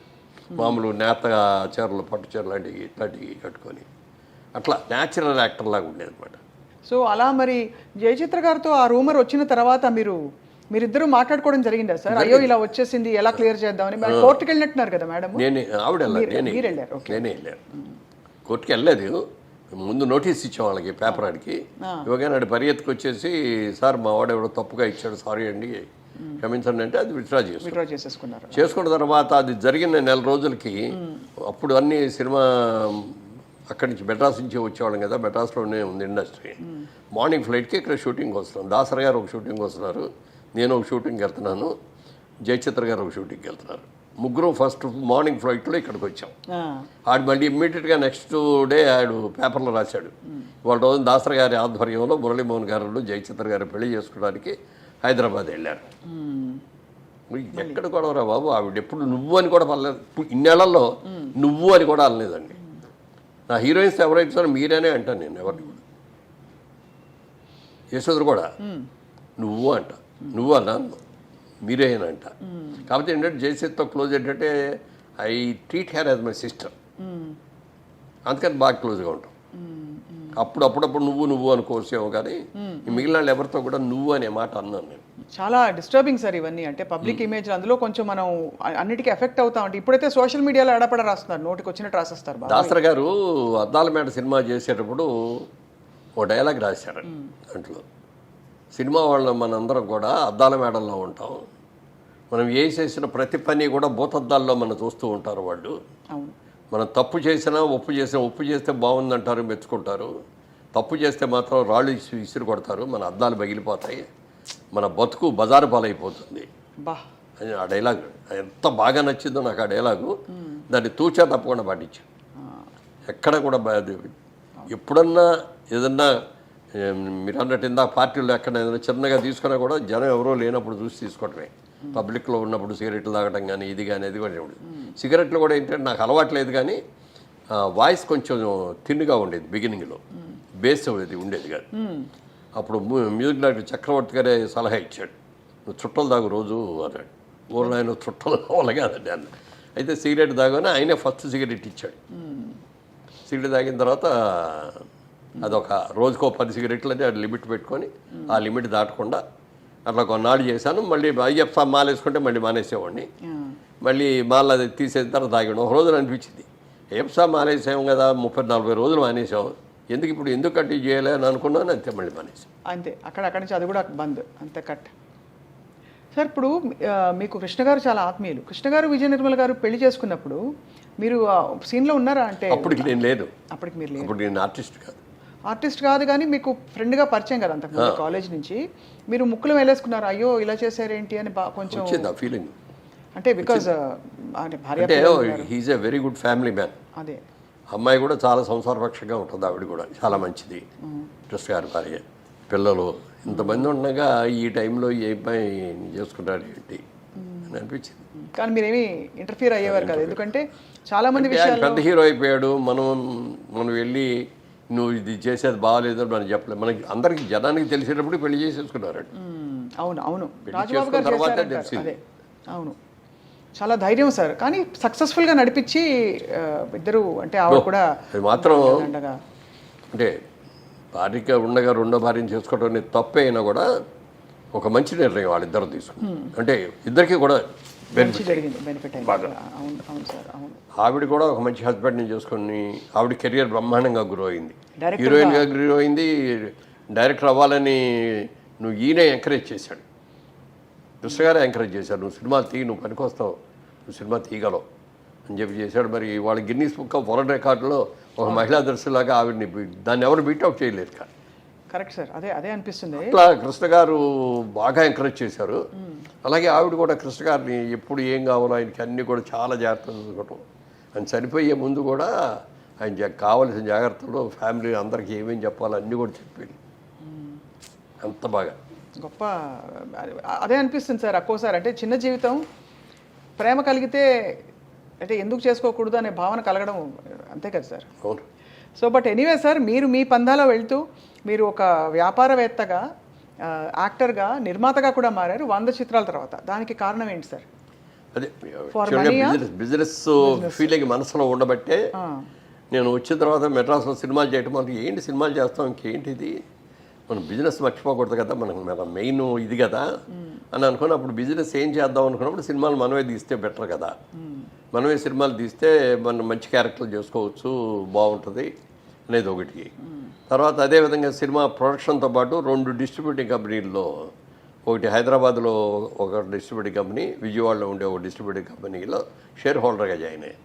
అప్పుడు నాతో పాటు నేను ఒక్కడే కాదు, కృష్ణ గారు జాయిన్ అయ్యారు, సోమన్ బాబు గారు జాయిన్ అయ్యారు, దాసర్ గారు జాయిన్ అయ్యారు, అందరూ కూడా ఇందులో ఇట్లో జాయిన్ అయిన వాళ్ళే. కానీ వాళ్ళందరూ ఆ కంపెనీ బాగాలేదని చెప్పి ఒక్కళ్ళకళ్ళు ఎవరికాళ్ళే డ్రాప్ అయిపోయారు, కంపెనీ నుంచి బయటకు వెళ్ళిపోయారు. నేను ఆ కంపెనీలో నాకు అసలు ఆ కంపెనీలో వాళ్ళ ఆఫీస్కి వెళ్ళి కూర్చోవడం కానీ ఎప్పుడు కూడా జరగలేదు నాకు. ఎప్పుడో సంవత్సరానికి ఒకసారి ఎప్పుడు బాగుంది బాబు మన కంపెనీ అయినా ఆయన చెప్తే అలాగే అండి అనేవారు తప్ప ఎక్కడ ఏ రోజున ₹1 ఇదిగో లాభం వచ్చింది ఈ సంవత్సరం మీరు తీసుకోండి అని కూడా ఇవ్వలేదు. తర్వాత ఇట్లా జరిగింది అని తెలిసిన తర్వాత చాలాసార్లు ఆయన దగ్గరికి లేవండి నా అకౌంట్ తేల్చేయండి సార్, నేను విత్డ్రా అవుతాను కంపెనీ నుంచి అంటే, అదే బాబు నేను అకౌంట్ చేస్తాం అని చెప్పి చేయలేదు. ఆయన చనిపోయారు. చనిపోయిన తర్వాత ఆ కంపెనీ మీద ఉన్న అప్పులన్నీ నా మీదకి వచ్చారు. నాకేంటి సంబంధం, మీరెవరో నాకు తెలియదు, నేనెవరో మీకు తెలియదు, మీరు నా దగ్గరికి వచ్చారండి, మీరు కంపెనీలో పార్ట్నర్ కదండి, మరి మీరే తెలుసాలి. మాట్లాడితే నిజమేనండి, అది కంపల్సరీ మన మీద ఆ బాధ్యత పడుతుంది. అప్పుడు అందరిని పిలిచేసి నేను మీకు సంబంధం లేదు, నేను తీసుకోలేదు, అయినా మీరు కట్టాలంటున్నారు కాబట్టి మీరు కట్టిన డబ్బుకి నేను వడ్డీ ఇవ్వను. ఫస్ట్ నెంబర్ 1 అసలు అమౌంట్ ఎంత అయితే ఆ అమౌంట్లో 50% ఇస్తాను నేను అంతకంటే ఎక్కువ ఇవ్వలేను, నా దగ్గర అంత సంపాదన కూడా లేదు. దానికి మీరు ఇష్టం అయితే ఇచ్చేస్తాను, లేకపోతే నేను ఇవ్వలేను, మీరు ఏం చేసుకుంటారో చేసుకున్నాను. అలా 6 రోజులు ఆలోచించుకొని సరే అంతే ఇవ్వండి అన్నారు. అది అప్పటికి ఇచ్చేస్తే అప్పుడు దాకా నేను సంపాదించింది సరిపోయిందండి. అంటే మాటకు నిలబడాలి కదా కంపెనీ అయిన తర్వాత. నిర్మాతగా మారి మీరు 25 సినిమాలు తీసారా సార్? 25లో అన్ని మీరు అన్నట్టు చాలా గొప్ప సినిమాలు. అతడు లాంటి సినిమా నిర్మించారు. అతడు మీరే కదా సార్ నిర్మించింది అతడు. అలాంటి తర్వాత ఎందుకు మీరు విరమించుకున్నారు? అంటే అతడు సినిమా అయ్యేటప్పటికి ఏమైందంటే పొలిటికల్గా నా మీద ఫోర్స్ తీసుకొచ్చి బలవంతంగా తీసుకెళ్లారు రాజకీయాలకు. మీకు ఇష్టం లేదు సార్? అస్సలు ఇష్టం లేదు. ఎందుకు సార్? ఎందుకంటే మా నాన్నగారు చిన్నప్పుడు ఆ రాజకీయాల్లో ఉండటం మూలంగా ఫ్యామిలీ దెబ్బతింది అనే ఫీలింగ్ మనసులో చాలా ఎక్కువ ఉంది. తర్వాత సినిమాల్లోకి వచ్చేటప్పటికి ఏమైనా ఏంటంటే సినిమా యాక్టర్ అనేవాడు ఎవరైనా సరే ఓ పార్టీకి సంబంధించిన వాడు అని అంటే అతని పార్టీలో వాడు సినిమా చూడరు కదా మన పార్టీ వాడు అనేది మన సినిమా చూడొచ్చు, అదే చూడరు. మన మూలంగా ప్రొడ్యూసర్ ఎందుకు ఇది అవ్వాలి అనేది చాలా గట్టి భావన అది. అయితే ఎన్టీ రామారావు గారు సినిమాల్లో యాక్ట్ చేయడం మానేసి పార్టీ పెట్టి కాకి బట్టలు వేసుకొని చైతన్యరావు మీద తిరుగుతా అంటే ఒక ఇన్స్పిరేషన్ వచ్చింది. ఆయన మేము అప్పుడు పిచ్చి పందులు అనే సినిమా ఏలూరు దగ్గర పెద్దపాడారు ఉంది, ఆ ఊళ్ళో షూటింగ్ చేస్తా అంటే అక్కడికి వచ్చారా. ఆ రోజు షూటింగ్ ఆపేసి మేము అందరం కలిసి అక్కడికి వెళ్ళాం. నేను, రావు గోపాలరావు గారు, సత్యాడు గారు, గిరిబాబు గారు, కవిత, మాధవి, మేము అందరం కలిసి వెళ్ళాం. ఆయన చెప్పిందన్నా చాలా ఇన్స్పైర్ అయ్యాం ఆయన చెప్పిన మీటింగ్ మీరు కూడా. తర్వాత పిలిచారు, చైతన్య నదిలోకి వెళ్ళి కూర్చున్నాం. ఏంటి బ్రదర్ ఇక్కడ ఉన్నారంటే ఇట్లా సినిమా షూటింగ్ జరుగుతుందండి అది అని చెప్పి అప్పుడు అన్నాం అనమాట. ఇన్స్పైర్ అప్పటికప్పుడు ఫీలింగ్ వచ్చేసి, సార్ మీరు ఎప్పుడు రమ్మంటే అప్పుడు వస్తాం, మీరు ఏ పని చేయమంటే ఆ పని చేస్తాం సార్ అని చెప్పి మేము నలుగురు అన్నాం. సత్యనారాయణ గారు, రావు గోపాలరావు గారు, గిరిబాబు, నేను నలుగురు అన్నాం. ఆడపిల్లలు అర్థం లేదు కానీ మేము నలుగురు అన్నాం. అని మా జేబులో ఏమేమి డబ్బులో అవి తీసాను ఆ జోన్లో వేసాం. వద్దు బ్రదర్ మీరు ఎవరు రావద్దు, నేను ఇందిరాగాంధీకి పోటీగా లేచి వచ్చాను, ఇక్కడ తనకు శత్రువులు అంటే వాళ్ళని ఎలా దెబ్బ కొట్టాలనేది ఆవిడకి తెలిసినందుకు ఎవరికి తెలియదు.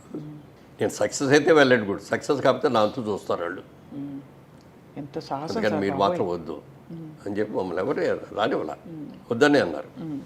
తర్వాత ఎలక్షన్ సడన్గా అనౌన్స్ చేసేటప్పటికి మళ్ళీ వెళ్ళాం. చూడండి ఎలక్షన్ సడన్గా ఇది చేశారు, మీరు రాయలసీమ తిరిగారు, కోస్టల్ ఆంధ్ర తిరిగారు, కానీ తెలంగాణ కవర్ చేయలేదు మీరు ఓకే అంటే మేము వెళ్ళి తెలంగాణలో ప్రచారం చేసి వస్తామండి అన్నాం. దానికి కూడా వద్దన్నారు. సరే ఇంకా అంతకంటే మనం చేయగలిగింది ఏమీ లేదని ఆ పిచ్చిపందుల సినిమాలో వెంటనే ఆత్రేయ గారికి ఫోన్ చేసి రామారావు గారి మీద ఒక మంచి పాట రాయండి సార్ మాకు, అది ఆయన పొలిటికల్ దీనికి హెల్ప్ చేసేటట్టుగా ఉండాలి అని ఫోన్ చేస్తే వెంటనే ఆయన 2 daysలో ఇచ్చేసారు మాట. మామూలుగా ఆత్రేయ గారు అంటే 4 రోజులు తీసుకుంటాడు, ఇవ్వడం తొందరగా. పాట రాయికి ఆత్రేయ గారు బాధ పెడతారు, పాట రాసిన తర్వాత ప్రజలు ఆ పాట చూసి ప్రజలు ఏడ్చేటట్టు చేస్తారు. అదే అవునవును. అది మంచోళ్ళందరూ పోయారు, మంచిని చెప్పే పోయారు, ఆ మంచిని కాచే మనుషులు ఇప్పుడు మనలో కరువయ్యారు, రావయ్యా రామయ్య ఈ రాజ్యమే నీదయ్యా. అబ్బా ఒక ముక్కలో చెప్పేశారు మొత్తం చేశారు. ఇక అది ఆ పాట చూస్తే అందులో పాత నాయకులు గాంధీ గారు, నెహ్రూ గారు వాళ్ళ ఫోటోలు అవన్నీ కూడా వేస్తూ ఈయన సినిమాలో యాక్ట్ చేసిన ఫోటోలన్నీ ఒక గోళ్ళ మీద అంటించేసి ఇక అది అందులో ఒక గ్రూప్ సాంగ్ లాంటిది అన్నమాట. ఆ గ్రూప్ సాంగ్లో ఎన్ని గల పెట్టి. అప్పట్లో మనకి డిజిటల్ మీడియా లేదు కదా సార్, ఎక్కడ విడుదల చేశారు అది ఏది ఈ పాటని? ఎక్కడ విడుదల చేయడానికి లేదు, సినిమాలో పెట్టేశాం. ఓ సినిమాలో పెట్టేశారు. సినిమాలో పెట్టేశాం. సినిమా రిలీజ్ నాటికి ఇంకా 3 రోజుల్లో రిలీజ్ అనగా ఆయన ముఖ్యమంత్రి అయిపోయారు. అది ఆ ప్రమాణ సేకరణ తీసాం. మళ్ళీ సినిమా ఎండ్లో ఆయన ప్రమాణ సేకరణ అది చేసి దాని మీద మళ్ళీ పాట వేసాం. అలా మీకు ఒక అనుబంధం ఏర్పడిపోయింది రాజకీయంగా. ఎందుకంటే అందరూ ఆశ్చర్యం ఏంటంటే నాన్నగారు కాంగ్రెస్ పార్టీలో ఉండేవారు కదా, మీరు అటువైపు వెళ్ళలేదు ఎందుకు అని. అదే అంటే అప్పుడు మా ఫ్యామిలీస్ అన్ని కూడా కాంగ్రెస్ ఫ్యామిలీస్, ఇంకో పార్టీ చూసాం. ఆ రోజుల్లో కాంగ్రెస్ను కమ్యూనిస్ట్ అంతే ఉండేవి, మిగిలిన ఏమి ఉండేవి కాదు. అవును, జనసంఘం అది భోజన సంఘం అది ఇది అంటే ఎవరు తప్ప దానికి కూడా ఏమి ఉండేది కాదు. అదే సార్. కానీ రాజకీయాల్లో ఉన్నంతకాలం ఒక టర్మ్ ఎంపీగా చేశారు, ఒక టర్మ్ మీరు గెలవలేదు, కానీ ఉన్నంతకాలం కొంత ఎంజాయ్ చేశారా? కనీసం ఎంజాయ్ చేయడం అంటే ఇష్టపడ్డారు. దానికి ఏంటంటే ఎంజాయ్మెంట్ ఎవరైనా ఫీల్ అయ్యేది అంటే పక్కన అటు గన్మెన్స్ ఉంటారు. ఒకలాగానే ఎంపీ గారు వచ్చారు, ఎంపీ గారు వచ్చారు, లేకపోతే ఎమ్మెల్యే గారు వచ్చారు, మంత్రి గారు వచ్చారు, తప్పకుండా ఆ ఆర్టిఫిషియల్ అది మనకి ఎట్లాగో ఉంది, సినిమా యాక్టర్గా మనకు ఉంది. అవును కదా, అవును అంతే. మనకి వాళ్ళ కొత్తగా దాని రాజకీయాల్లోకి వెళ్ళటం మూలంగా నేను ఎంపీ అవటం మూలంగా నాకు వచ్చి కొత్తగా వచ్చింది ఏమీ లేదు. నా గన్మెన్లు కూడా వద్దన్న, నిజానికి నా గన్మెన్లు పెడితే గన్మెన్లు పంపించాను. పంపించేస్తే ఆ ఎస్పీ గారు వార్నింగ్ ఇచ్చారు వాళ్ళకి, వాళ్ళు పంపించినా పంపని మీరు ఆ గేట్ దగ్గర నుంచోటి వెళ్ళి వాళ్ళకి ఏదైనా అయిందంటే రేపు వచ్చేది మనకు వస్తుంది బ్యాడ్ టైం అని వస్తే చెప్పారు. నాకెవరు శత్రువులు ఉండరండి, నాకు మిత్రులే తప్ప శత్రువులు ఉండరు, నాకేం గన్మెన్ అవసరం ఉండదండి, లేదు జనాల్లోకి వెళ్ళేటప్పుడు ఉండాలి అంటే అప్పుడు ఫైనల్గా ఏం చేస్తానంటే రాజమండ్రిలో ఉన్నంత వరకే గన్మెన్. మళ్ళీ నేను హైదరాబాద్ వచ్చినా, విజయవాడ వెళ్ళినా, ఢిల్లీ వెళ్ళినా ఎవరు కూడా నో గన్మెన్స్ అని అలా చాలా. మీరు అంటే రాజకీయ ప్రయాణం వీటితో పాటు రియల్ ఎస్టేట్లో మీరు అడుగు అదే రియల్ ఎస్టేట్ ఇందాక మీరు అడిగిన ప్రశ్న సగం ఆగిపోయింది. అతని తర్వాత ఎందుకు సినిమా తీయలేదన్నారు కదా, సినిమా ఇక అయిన తర్వాత అనుకోకుండా రామారావు గారు ఒక రోజున పిలిచి ఎంపీకి పోటీ చేయి అని చెప్పి అన్నారు రాజమండ్రికి. ఏమిటి సార్ మీరు అన్నీ త్యాగం చేసి వచ్చారు, మీలాగా నేను అన్నీ త్యాగం చేసి రాలేను, ఇక్కడ పిల్లలు సెటిల్ అవ్వలేదు, నేను సెటిల్ అవ్వలేదు, నేను రాలేనంటే లేదు బ్రదర్ బాగుంటుంది మీరు రండి అన్నాడు. నాకు 4 రోజులు టైమే ఉండదు సార్, 4 రోజుల తర్వాత చెప్తానని 4 రోజుల తర్వాత కూడా వెళ్ళి ఏమి ఓకేనా అన్నారు వెళ్ళగానే. లేదు సార్ ఏమనుకోవద్దు క్షమించండి సార్, నేను రాలేను, మీలాగా త్యాగం చేసి రాలేనండి అన్న. చాలా రైట్ బ్రదర్ ఓకే అన్నారు. తర్వాత 15 ఏళ్ళ తర్వాత చంద్రబాబు నాయుడు గారు పట్టుకున్నారు. ఆ రోజున రమ్మంటే రాలేదు, నువ్వు సెటిల్ అవ్వలేదు, నువ్వు బిజినెస్లోనే సెటిల్ అయ్యారు, నీ పిల్లలు కూడా పెళ్ళి వెళ్ళిపోయి వాళ్ళు సెటిల్ అయ్యారు, రా అంట కూర్చున్నారు. నాకు ఇంట్రెస్ట్ అయినప్పుడు ఎందుకంటే నన్ను ఇబ్బంది పెడతారు, వద్దండి అని చెప్పేసి ఇంటికి వచ్చేస్తే అప్పుడు కోటమి శివప్రసాద్ గారు నిన్ను కమ్మపాటి రామ్మోహన్ గారిని ఇద్దరు పంపించి మీరు ఏం చేస్తారో తెలియదు, అతను ఒప్పించి తీసుకురండి, మనకు రాజమండ్రిలో క్యాండిడేట్ లేడు, సరైన క్యాండిడేట్, ఆయన అయితే గ్యారంటీ గెలుస్తాడు, మళ్ళీ వచ్చి కూర్చొని చెప్తాను. నాకు వద్దండి నా మాట వినండి అంటే కోటమి శివప్రసాద్ గారు అంటే నా మంచి ఫ్రెండు, చాలా ఇష్టం, చాలా మంచి వ్యక్తి, అద్భుతమైన వ్యక్తి ఆయన కూడా. ఆయన ఫైనల్లో ఒకసారి మాట అన్నాడు, మురళీమోహన్ గారు మీ గురించి నేను మంచిగా కోరుకుంటా కానీ చెడు కోరుకోను కదా. మీరు బిజినెస్లో సక్సెస్ అయ్యారు, సినిమాల్లో సక్సెస్ అయ్యారు, పిల్లలు కూడా సెటిల్ అయ్యారు, రాజకీయంగా కూడా మీరు ఇదైతే బాగుంటుంది. ఒక ఎంపీగా ఢిల్లీలో కూడా పార్లమెంట్లో కూర్చోవడం చేయటం ఒక స్టేచర్ కూడా పెరుగుద్ది అని చెప్పి కన్విన్స్ చేశాడు. ఆ కన్విన్స్కి కూడా ఒక 5 గంటల బట్టి ఆఫ్టర్ 5 hours ఒక వీక్ మూమెంట్లో సరేనండి అని. ఎలక్షన్ 10-15 రోజులు ఉండగా వెళ్ళారు. అక్కడికి వెళ్ళిన తర్వాత ఏం చేయాలో ప్రచారం ఎలా చేయాలో నాకు తెలుసు. Already Telugu Desam party every year ప్రచారం చేస్తూనే ఉన్నారు. అవును అవును అవును. అందుకని ప్రచారం చేయటం నాకు తెలుసు. కానీ బూత్ కమిటీలు ఏంటి, బూత్లు ఎట్లా, ఓట్లు వేసేవాళ్ళు ఎట్లా, ఏది ఇవన్నీ తెలియదు. ఏదో కింద మీద పడ్డాం. 7 కాన్స్టిట్యున్సీస్ ఉంటాయి మాకు పార్లమెంట్లో. 7లో 6 గెలిచా, ఒకటే ఓడిపోయింది. ఆ ఒకటి ఇక్కడ ఈ 7 వచ్చి 6 వచ్చిన మెజారిటీ అంతా కూడా కొట్టుకుపోయింది అందులో. అది కూడా చిన్న మ్యాజిక్ చేశారని తర్వాత తెలిసింది. అప్పుడు సెంట్రల్ గవర్నమెంట్, స్టేట్ గవర్నమెంట్ కూడా కాంగ్రెస్ వచ్చేస్తుంది. ఆ టైంలో ఇక్కడ రాజశేఖర రెడ్డి గారు ఆయన ఫోన్ చేసి 2 కలెక్టర్లకి మీరేం చేస్తారో తెలియదు, నాకు అక్కడ ఉండవల్లి కావాలి. నా మీద కోపం కాదు, ఆయన మీద ప్రేమ. ఆయనకి నాకు అతను ఉండాలి, నాకు ఎంపీగా గోల్మలై. అంటే నాకు వెస్ట్ గోదావరి 3 కాన్స్టిట్యున్సీలు, ఈస్ట్ గోదావరిలో 4 కాన్స్టిట్యున్సీస్. వెస్ట్ గోదావరి 3 ఏలూరులో కౌంటింగ్ జరుగుద్ది, ఈస్ట్ గోదావరి ఏమో కాకినాడలో జరుగుద్ది. ఇక్కడ ఏం జరుగుతుందో అక్కడ తెలియదు, అక్కడ ఏం జరుగుతుంది ఇక్కడ తెలియదు. ఆ పరిస్థితిలో ఫైనల్లోకి వచ్చాడు. గెలిచాడు వల్ల 1700 ఓట్లతో ఓడిపోయారు అని చెప్పొచ్చు. సరే అప్పుడు వచ్చింది నాకు కూడా కోపం అంటే పౌరుషం. జీవితంలో ఎక్కడా మనం ఫెయిల్ అవ్వలేదు, ఇక్కడ ఎందుకు ఫెయిల్ అయ్యాం మనం అని అనుకొని ఏమన్నా జరిగింది ఫెయిల్ అయ్యాం. ఏమైనా సరే మళ్ళీ ఇక్కడే ఈ 5 ఏళ్ళు ఇక్కడే ఉండి, ఈ 5 ఏళ్ళు కూడా మనం ఒక ఎంపీ కాకపోయినా కూడా నాకు కావలసిన ప్రజలకు కావాల్సినవన్నీ కూడా మనం చేయాలి అని చెప్పి నా సొంత డబ్బులు ఖర్చు పెట్టుకొని మెడికల్ క్యాంప్స్ పెట్టిన, స్కూల్స్కి వెళ్ళి స్కూల్లో ఏదైనా ఫర్నిచర్ కావాలంటే చేయించిన, ఇలాంటి వాటికి అన్నిటికీ సొంత డబ్బులు ఖర్చు పెట్టి చేశాను 5 ఏళ్ళు కూడా. మొత్తంగా 7 కాన్స్టిట్యున్సీస్ తిరిగేవాడిని. అదే నెక్స్ట్ ఎలక్షన్స్లో అదే కాన్స్టిట్యూన్సీలో 1,75,000 మెజార్టీతో గెలిచాను. హయ్యెస్ట్ మెజార్టీ ఇన్ తెలుగుదేశం నాదే. చాలా అసలు. అందుకని ఈ పొలిటికల్లోకి వెళ్ళిన తర్వాత మనం పూర్తిగా దాన్ని అంకితం అవ్వకపోతే తప్ప ఇప్పుడు చేయలేము. అవును అవును అవును. సినిమా కూడా ప్రతి క్షణం ఏం జరుగుతుందని మనం చూసి ప్లాన్ చేసి కంట్రోల్డ్గా చేస్తే తప్ప నిర్మాతగా నిలబడలేము. అందుకని ఈ స్టేజ్లో మనం సినిమా తీయడానికి వెళ్తే మనం కాన్సన్ట్రేషన్ లేకుండా చేస్తే దెబ్బతింటాము, వద్దు అని నేను అనుకున్నాను. అలాగే మా బ్రదర్ కిషోర్ గారు కానీ, మా బాబు రామ్మోహన్ కానీ, వాళ్ళు కూడా ఈ బిజినెస్లో, రియల్ ఎస్టేట్ బిజినెస్లో ఫుల్ బిజీ అవడంతో సినిమా ఆపేసి ఇప్పుడు తీయాలని కోరుకుంది. ఏం తీయాలో ఎలా తీయాలో తెలియట్లేదు. మా ఆలోచనలన్నీ మధ్యతరగతి ఆలోచనలాగానో పాత సినిమాల ఆలోచనలాగానే వస్తున్నాయి తప్ప ఈ మోడర్న్ సినిమా దానికి ఇంకా దానికి ఇది అవ్వలేక. మహిమలు మాయలు మంత్రాలు బాగా పండే టైం సార్ ఇప్పుడు. అయ్యా అలాంటి సినిమా తీయండి సార్. ఇప్పుడు మన హనుమాన్ చూడండి ఎంత బాగా హిట్ అయిందో. అంటే దాంట్లో ఏమైందంటే సోషో మైథలాజికల్ సినిమా లాగా చేశారు. అది కరెక్ట్. అది ఏదో ఒక దేవుడు అట్లా. దీనికి బాగా ఉంది సార్ కార్తికేయ అంతకు ముందు. అంటే ఇవి అసలు తిరుగు లేకుండా హిట్ అవుతున్నాయి ఈ పద్ధతిలో ఉండే సినిమాలన్నీ అనిపిస్తుంది నాకు. మంచి లైన్ తీసుకున్నాడు అతను. చూసే వాళ్ళకు కూడా ఒక పాజిటివ్ ఇది వస్తుంది, ఒక దైవ కనెక్షన్ వస్తుంది కదా. సో దానివల్ల అందరూ ఇష్టపడి. పెద్ద హిట్ అయిందంటే హిందీలో కూడా పెద్ద హిట్ అయిపోయింది. అవును సార్. వీళ్ళందరూ తెలుగు యాక్టర్లు ఈ తెలుగు సినిమా అక్కడ రిలీజ్ చేస్తే అది పెద్ద హిట్ అయిపోయింది. అలా వి ఎక్స్పెక్ట్ సార్ మీరు తప్పకుండా, ఎందుకంటే సో యాక్టివ్ అండ్ ఇంకా అదే ఏ టైప్ అనేది ఇక్కడ డిసైడ్ చేసుకోలేదు. కథలు వింటున్నాను కానీ ఏదోదో చెప్తున్నారు. మనం ఇలాంటి కథలు అయితే మనం ఇక్కడ కూర్చొని రోజు పని చేయొచ్చు అన్న లెవెల్లో కథలు. మాట కామాట లవ్ స్టోరీలు బోరు సార్. ఎందుకంటే ఇప్పుడు బాగా మారిపోయాయి లవ్ స్టోరీ పద్ధతి. ఎరా అంటే ఎరా అనుకుంటున్నారు అబ్బాయి అమ్మాయి, అందరూ మందులు తాగుతున్నారు, అందరూ సిగరెట్లు తాగుతున్నారు. అది అండ్ ఇప్పుడు 2 అబ్బాయిలు 1 అమ్మాయి ఇలాంటివి ఎక్కువైపోయాయి. అంటే దాంట్లోకి వెళ్ళలేదు నేను నిజంగా. చిరాగ్గా ఉంటుంది కదా సార్ చూస్తే కూడా. తర్వాత లివింగ్ టుగెదర్లో పెరిగిపోయింది సోషల్ లైఫ్లో కూడా. ఆ లివింగ్ టుగెదర్లు తీయాలన్నా కూడా నా మనసు అవ్వదు. మీరైతే సంప్రదాయవాది సార్ అయితే పూర్తిగా. ఎందుకంటే కుటుంబం, భార్య, పిల్లలు, అది ఫ్యామిలీ ఓరియంటెడ్. ఆ సినిమా లాగా ఒక సినిమా తీస్తే ఇప్పుడు ఆడుతుందా లేదా అనేది అనుమానం ఉందండి. అందుకే వాటి రెండింటికి వయా మీడియా సోషల్ ఫ్యాంటసీ. అదే సార్, సోషల్ ఫ్యాంటసీ మధ్యలో పెడితే. అవును సార్. ఇప్పుడు అంటే మీరు మీరు శోభన్ బాబు గారికి కూడా చాలా క్లోజ్ కదా సార్?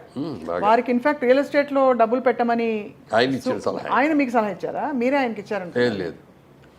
ఆయన ఒక రోజున అడిగారు, మురళీమోహన్ గారు మీ ఎర్నింగ్స్ అన్ని ఎక్కడ ఇన్వెస్ట్ చేస్తారు ఏంటి అని అడిగారు. Sir I'm basically business man అండి, సినిమాల్లోకి వచ్చినా కూడా సినిమాలు తీసుకుంటున్నా కంపెనీ పెట్టి, అలాగే నాకు నచ్చిన సినిమాలు జిల్లాలు కొనుక్కుంటున్నాను, ఈ రెండు కాకుండా 2 డిస్ట్రిబ్యూటర్ కంపెనీలో షేర్లు కూడా పెట్టానండి అని. అంటే వాళ్ళకి మీకు లాభాలు పంచిపెడతారని అనుకుంటున్నారా అన్నాడు. పంచిపెడతారండి, చాలా మంచి వాళ్ళండి అని. మిమ్మల్ని మీ అంత పిచ్చాళ్ళు ఎవరో ఉండరు, వాళ్ళు కష్టపడి సంపాదించి ఆ డబ్బుల్ని మీకు పంచుతారంటే వాళ్ళు తినగా ఏమైనా మిగిలితే మీకు ఇస్తారు ఎవరు ఇట్లా అన్నాడు. కాదండి అన్న మొత్తానికి 2 కూడా ఫెయిల్ అయిపోయి సంవత్సరం అయిన తర్వాత 2 పోవటం కాకుండా నా డబ్బులు కూడా మళ్ళీ పెట్టిన డబ్బులు పోవటమే కాకుండా మళ్ళీ మిగిలిన డబ్బులు కూడా అప్పులు తెచ్చా కదా. అప్పుడు మళ్ళీ ఆయన దగ్గరికి వెళ్ళి అడిగామండి, మీరు చెప్పినట్టే అయింది, మీరు నాకంటే సీనియర్ హీరో, నాకంటే పెద్ద హీరో, నాకంటే ఎక్కువ రెమ్యూనరేషన్ తీసుకుంటున్నారు, మరి మీ డబ్బులంతా ఎక్కడ ఇన్వెస్ట్ చేస్తారండి అని అడిగితే అప్పుడు చెప్పాడు ఆయన, ఈ ప్రపంచంలో 3 వంతులు సముద్రమే ఉంది, 1 వంతే భూమి. ఆ భూమిలో కూడా మంచు పర్వతాల మీద మనం వెళ్ళి ఉండలేము, అలాగే ఎడారుల్లో మనం ఉండలేము. నివాసయోగ్యమైన స్థలాలు తక్కువే ఉంటాయి. ఈ భూమిని ఎవరో పెంచలేరు, భూమి అలాగే ఉంటుంది. జనాభా విపరీతంగా పెరుగుతున్నారు ప్రపంచ యావత్తు. రాబోయే రోజుల్లో ల్యాండ్కి డిమాండ్ వస్తాయని చెప్పి నేను మొత్తం ల్యాండే కొంటున్నాను. అబ్బా ఎంత బ్రిలియంట్! అందరికీ తెలిసిందే ఆయన సముద్రం ఇంత, ఈ భూమి ఇంత అని తెలుసు మనకి, కానీ ఈ క్యాలిక్యులేషన్ చెప్పింది ఆయన. ఆయన మొత్తం ఎంత భూములు కొన్నాడో తెలుసు అండి మెడ్రాస్ చుట్టుపక్కల. ఎంత సార్ సుమారు? అసలు ఐడియా కూడా లేదు నాకు. అడిగాడు అంటే ఆయన 5,000 పెట్టి ఎకరం 5,000తో కొన్నాయి, వాళ్ళు 5 కోట్లు అయింది. బాబా అంటే ఎన్ని వందల ఎకరాలు కొని ఉంటారు ఆయన? చెప్పడం కష్టం కదా. ఎవ్వరికీ చెప్పేవాడు కాదు. ఎక్కడ పోయా ఆస్తులన్నీ? వాళ్ళ వారసులకు వెళ్ళే చెందయ్య అంతే కదా, కొడుకున్నాడు కదా, కొడుకు కూతుళ్ళు ఫ్యామిలీ ఉన్నారు, వాళ్ళకే వెళ్ళేది, బయట ఎక్కడికి పోలేదు. ఆయన ఇవి తప్ప ఏమి డిస్కస్ చేయలేదు సార్ ఇప్పుడు ఆయన జీవితం గురించి? అంటే అప్పట్లో జయలలిత గారిని అవి మాట్లాడేవాడు కాదు, కానీ ఇప్పుడు ఒక్కసారి మాత్రం అన్నాడు, చాలా హ్యాపీగా ఫీల్ అయ్యేవాడిని. అది అంటే ఒక వండర్ఫుల్ వైఫ్ లాగా అనిపించేది ఆవిడ నాకు, జయలలిత గారు. బట్ దెన్ దేవర్ మ్యారీడ్ కదా సార్? అంటే దేవర్ అంటే ఒక బంధంలో ఉన్నారు. అంతే కదా, మ్యారేజ్ అని చేసుకోలేదు. అదే చూస్తే అనిపిస్తుంది సార్, అంటే జీవితం చిన్నది, అప్పుడప్పుడు అనిపిస్తుంది బాధ్యతలు కరెక్టే ఉండాలి, చూసుకోవాలి అందరినీ, బట్ మనసుకి ఎవరు మాట చెప్తారు సార్? ఆత్రేయ గారు చెప్తే కూడా విందు మనసు మాట. సో అది అన్నీ దాటుకుంటూ మీరు కింగ్ సార్ నిజంగా. ఎందుకంటే అన్నిటినీ రెసిస్ట్ చేసి మీరు డిసైడ్ చేసేసుకున్నారు కాబట్టి అది. అప్పుడు ఆ సోమన్ బాబు గారు ఐడియా పెట్టుకొని మనం హీరో వేయట్లేదు, క్యారెక్టర్ రోల్స్ కోసం అని క్యారెక్టర్ రోల్స్ చేస్తా అంటే హీరో ఫాదర్ లాగా లేడండి, బ్రదర్ లాగా ఉన్నాడండి అని అంట మొదలెట్టారు. నేను ఎక్స్పెక్ట్ చేసిన లెవెల్లో క్యారెక్టర్స్ రాలా. ఇప్పుడు మనం ఇంక దీని మీదే బేస్ అయితే మనం దెబ్బతింటుంది, ఉన్నదంతా తిట్లా కూర్చుంటే బిజినెస్ చేయాలని ఇప్పుడు హైదరాబాద్ షిఫ్ట్ కూడా అయ్యాం కాబట్టి అప్పుడు సోమన్ బాబు గారు చెప్పిన ఐడియాతో రియల్ ఎస్టేట్లోకి దిగడమే కాకుండా రాణించారు సార్. అసలు హౌ టు రాణించారంటే అందరు కూడా వద్దన్నారు ఇక్కడికి రాగానే. ఇక్కడ అన్ని మోసాలు, గోండాయిజం చాలా ఉంటుందండి. నెక్స్ట్ అదే అడగబోతున్నాను. అమ్మిన పొలాన్ని మళ్ళీ ఇంకోటి ఇవన్నీ డబుల్ రిజిస్టర్, త్రిబుల్ రిజిస్టర్లు జరుగుతాయండి అన్నాడు. నేను మాత్రం అలా చేయను. ప్రతి వాడికి కూడా నాకు అంటూ ఒక చిన్న ఇల్లు కట్టుకోవాలనే ఆశ ప్రతి ఒక్కడికి ఉంటుంది. ఇల్లు కట్టుకునే డబ్బు లేకపోయినా ఒక స్థలం 100 గజాలు 200 గజాల స్థలం అన్న కొనుక్కుందాం, డబ్బులు ఉన్నప్పుడు ఇల్లు కట్టుకుందాం అనుకుంటారు. ప్రతి ఒక్కరి ఆశ ఇది. ఈ ఆశని, ఈ కళని నిజం చేసే వ్యాపారం నాది రియల్ ఎస్టేట్ అంటే. అంత నీట్గా దాన్నే దృష్టిలో పెట్టుకొని చేస్తాను. ఎవ్వరు మోసం చేయటం అనేది కానీ, లేకపోతే ఇంకో ల్యాండ్ ఇంకోటి చేయటం కానీ, క్లియర్ ల్యాండ్స్ రైతుల దగ్గర నుంచి కొనుక్కుంటాను, దాన్ని ఇచ్చేస్తాను, దానికి అమ్ముతాను, దాన్ని బాగా బ్రహ్మాండంగా డెవలప్ చేసి అమ్ముతాను అని చెప్పి అట్లా చేశాను. అలాగే చేసాం. ఇవాళ ఈ స్టేజ్లో ఉన్నామంటే ఆ జైవేరీ సంస్థకు వచ్చిన పేరు, ఆ నిజాయితీగా ఇన్నేళ్లలో మీరు చూస్తే నా చిన్నప్పటి నుంచి కూడా, చిన్నప్పుడు మా ఊర్లో ఉన్నప్పుడు కానీ, స్కూల్లో కాలేజీలో చదువుకున్నప్పుడు కానీ, విజయవాడలో బిజినెస్ చేసినప్పుడు కానీ, మెడ్రాస్ వచ్చి సినిమా రంగంలో ఉన్నప్పుడు కానీ, హైదరాబాద్ వచ్చి మళ్ళీ రియల్ ఎస్టేట్లో వచ్చిన తర్వాత కానీ, రాజకీయాల్లో ఉన్నప్పుడు కానీ, ఎప్పుడు ఎక్కడ ఒక బ్లాక్ మార్క్ మురళీమోహన్ తప్పు చేశాడు అనేది రాకుండా బతికాను. చాలా గొప్ప విషయం సార్ అది. పెద్ద అదే ఒక పద్మవిభూషణ్ కంటే ఎక్కువ అది. ఎందుకంటే మీకు మీరు ఇచ్చుకోవాల్సిన గొప్ప ఇది సార్ అది. కానీ ఎప్పుడైనా మీకు ఇంకా నాకు నెక్స్ట్ ఏంటి అని ఆలోచిస్తే ఇంకా సాధించవలసింది ఏమైనా ఉందా అనిపిస్తుంది? లేదు, అసలు నేను ఎప్పుడు నెక్స్ట్ ఏంటి అనేది ఆలోచించలేండి. ఎందుకంటే నాకున్న అర్హత కంటే నాకు అన్నీ ఎక్కువ వచ్చాయని నా ఫీలింగ్. నేను బిజినెస్ మ్యాన్ అవ్వాలనుకున్నా, ఇంత బిజినెస్ మ్యాన్ అవుతానని నేను అనుకోలేదు. నేను సినిమా యాక్టర్ అవ్వాలని అనుకోకపోయినా అయ్యాను. అది నాకేమొస్తే అది చేశాను తప్ప నాకు అది కావాలి, ఇది చేయాలి, ఈ క్యారెక్టర్ చేయాలి అనే ఇది ఉండేది కాదు. డీసెంట్ క్యారెక్టర్స్ చేయాలి, డీసెంట్ సినిమా చేయాలి. అందుకని ఏ రోజున కూడా ఏ నిర్మాత డబ్బులు ఇచ్చినా ఇవ్వకపోయినా సినిమా చేశాను. కొత్తగా మా కృష్ణ గారి ఇన్ఫ్లుయెన్స్ కూడా ఉండి ఉంటుంది నా మీద. ఎవరిని డబ్బులు అడిగేవాడు కానీ డబ్బులు ఇస్తే కానీ షూటింగ్కి రాననే మాట నేను అనలా. వాళ్ళందరూ ఎంతో కష్టపడి ఆఖరికి భార్య మెడలో మంగళసూత్రం కూడా అమ్మి సినిమాలు తీసిన వాళ్ళు చాలామంది ఉన్నారు. అలాంటి వాళ్ళు మనం ఇబ్బంది పెట్టకూడదు. కానీ మీరు పీక్లో ఉన్నప్పుడు సార్ మీరు టాప్ రెమ్యూనరేషన్ ఎలా తీసుకున్నారు సార్? అంటే అప్పట్లో కూడా అసలు రెమ్యూనరేషన్ మీద పెద్ద అసలు ఉండేది కాదండి. జస్ట్ ఇది వాళ్ళు ఏవి ఇవ్వగలిగితే అది తీసుకున్నాను అంతే తప్ప ఇంత డిమాండ్ చేసి నాకు 5 కోట్లు కావాలి. అప్పుడు అసలు కోట్లు లేవండి. మా రోజుల్లో అన్ని లక్షలే. 10 లక్షలు కావాలి, 20 లక్షలు కావాలని కూడా ఏ రోజున అడగల. నేను మ్యాక్సిమం తీసుకున్న ఈ రోజు వరకు నేను తీసుకున్న మ్యాక్సిమం రెమ్యూనరేషన్ అంతా అంటే 5 లక్షలు. కానీ అందులో పొదుపు చేశారు చూడండి సార్, సేవ్ చేసి దీన్ని గ్రో చేశారు. అది గ్రేట్ సార్. ఎంత దాచుకోవాలి సార్ సుమారుగా? మీరు ఒక బిజినెస్ మ్యాన్ కాబట్టి ₹1 సంపాదిస్తే, ఇప్పుడు మా అలాంటి ప్రొఫెషనల్స్ ఉంటారు, లేదు ఇంకా కొంచెం ఏదైనా ₹1లో ఎంత దాచాలి సార్ ముందు? ఎంత దాచుకోవాలంటే ₹100 జీతం సంపాదించుకునేవాడైనా సరే ₹10 ₹15 రాగానే ముందు తీసుకెళ్ళి ఆ డబ్బాలో వేసేయాలి. ఆ మిగిలిన 80 ఖర్చు పెట్టుకోవాలి. 100 పెట్టామనుకోండి, 100 ఖర్చు అయిపోవడం కాకుండా ఇంకో 200, 200 అప్పు కూడా చేస్తాం. అది చేయకూడదు. నేను ఉన్నా లేకపోయినా, తిన్నా తినకపోయినా ఈ ₹20 ఈ 20% తీసుకెళ్ళి నేను పక్కన వేయాల్సిందే అనేది స్ట్రిక్ట్గా పెట్టుకుంటే ఈజీగా పైకి రాగలుగుతాం. ఈజీగా అంటే వేస్ట్ అవ్వకుండా ఉన్నంతలో జాగ్రత్త చేసుకుంటాం. ఆ వచ్చిన దాన్ని మళ్ళీ అది ఆ ఫ్రెండ్ అడిగాడు, లేకపోతే వీళ్ళు అడిగారు, ఈ ఆడేదో మందు తాగుతా ఏదో అప్పు అడిగాడు, ఇవన్నీ ఇవ్వకూడదు. జాగ్రత్త పడాలి. జాగ్రత్త. అండ్ ఇంకోటి సార్, క్రెడిట్ కార్డు ఉండడం మంచిదంటారా ఒక వ్యాపారవేత్తగా? క్రెడిట్ కార్డు ఉండటం అనేది డెఫినెట్గా ఇప్పుడు అవకాశాలు చాలా ఉంటాయి. అవకాశాలను సద్వినియోగం చేసుకునే వాళ్ళందరికీ ఉపయోగపడతాయి, దుర్వినియోగం చేసుకునే వాళ్ళకి అందరికీ కూడా ఇది అవుతుంది. మీరు అమెరికా లాంటి దేశంలోకి వెళ్ళి చూస్తే క్రెడిట్ కార్డు అని ప్రతి దగ్గర క్రెడిట్ కార్డు, డబ్బు డీలింగ్ ఉండదు అసలు. అవును. పెట్రోల్ కొడుచుకున్నా క్రెడిట్ కార్డే పెడతారు, షాపింగ్కి వెళ్ళినా కూడా క్రెడిట్ కార్డు ఇస్తారు, అన్ని చోట్ల ఇదే. ఇక పండగలు వచ్చాయి, క్రిస్మస్ లాంటి పండగలు వచ్చాయంటే అసలు ఎన్ని కొట్టేస్తారో చెప్పడానికి లేదు. అవసరం ఉన్నాయి లేని అన్నీ కూడా. ఆ రోజు జేబులో డబ్బులు ఉండక్కర్లా, క్రెడిట్ కార్డు తీసి ఇస్తారు, వాడు దాంట్లో పెడతాడు, ఇచ్చేస్తాడు. అది ఆ క్రెడిట్ కార్డు అప్పులు తీర్చడానికి మళ్ళీ బోల్డెన్ అప్పులు చేసే సందర్భం అదే కదా.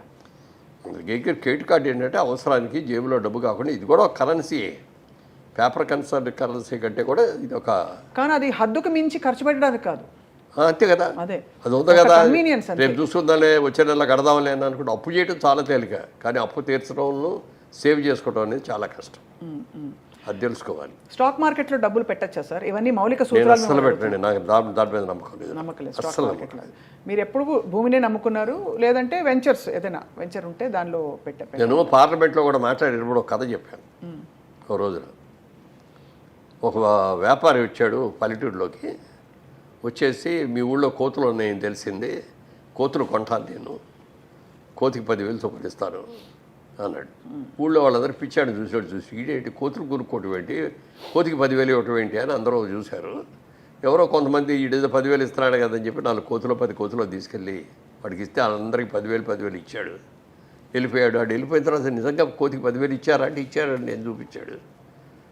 ఈసారి మనం జాగ్రత్త పడాలి అనుకొని నెక్స్ట్ టైం వాడు ఇంకో నెలలో వచ్చాడు. మళ్ళీ ఈసారి 15,000 ఇస్తానన్నాడు కోతికి. అందరూ ఎగబడ్డారు. ఓ 50% మనుషులు ఎగబట్టారు, కోతులు తీసుకొచ్చారు, ఇచ్చారు. మూడోసారి వచ్చాడు, 25,000 ఇస్తా, నాకు కోతులు కావాలి అన్నాడు. అప్పటికి అయిపోయినాయి కోతులన్నీ. ఊళ్ళో ఉన్న కోతులన్నీ అంత ముందే కొనేసి తీసుకెళ్ళిపోయాడు. ఎక్కడ కోతులు లేవు. 25,000 ఇస్తానంటాడు. పక్క ఊళ్ళోకి వెళ్తే 20,000కు దొరుకుతున్నాయి. అక్కడికి వెళ్ళి 20,000 కొనుక్కొని కోతులు తీసుకొచ్చేసి వీడికి అమ్మారు. అర్థమైంది సార్. అర్థమైంది కదా. ఆ 20,000కి అమ్మింది ఎవరు అంటే వీడే. అదే అందుకని అదే అర్థమైంది. మన దగ్గర 5,000కి 10,000కి కొన్న కోతుల్ని మనకి 20,000కి అమ్మాడు. అది ఎంత గోల్డెన్ ఇదే సార్ ఇది. అయితే ఇప్పుడు స్టాక్ మార్కెట్ కూడా అలాంటిదేనండి. ఏ రోజున ఏ రేట్లు ఎందుకు పెరుగుతున్నాయో తెలియదు, ఎందుకు పడిపోతున్నాయో తెలియదు.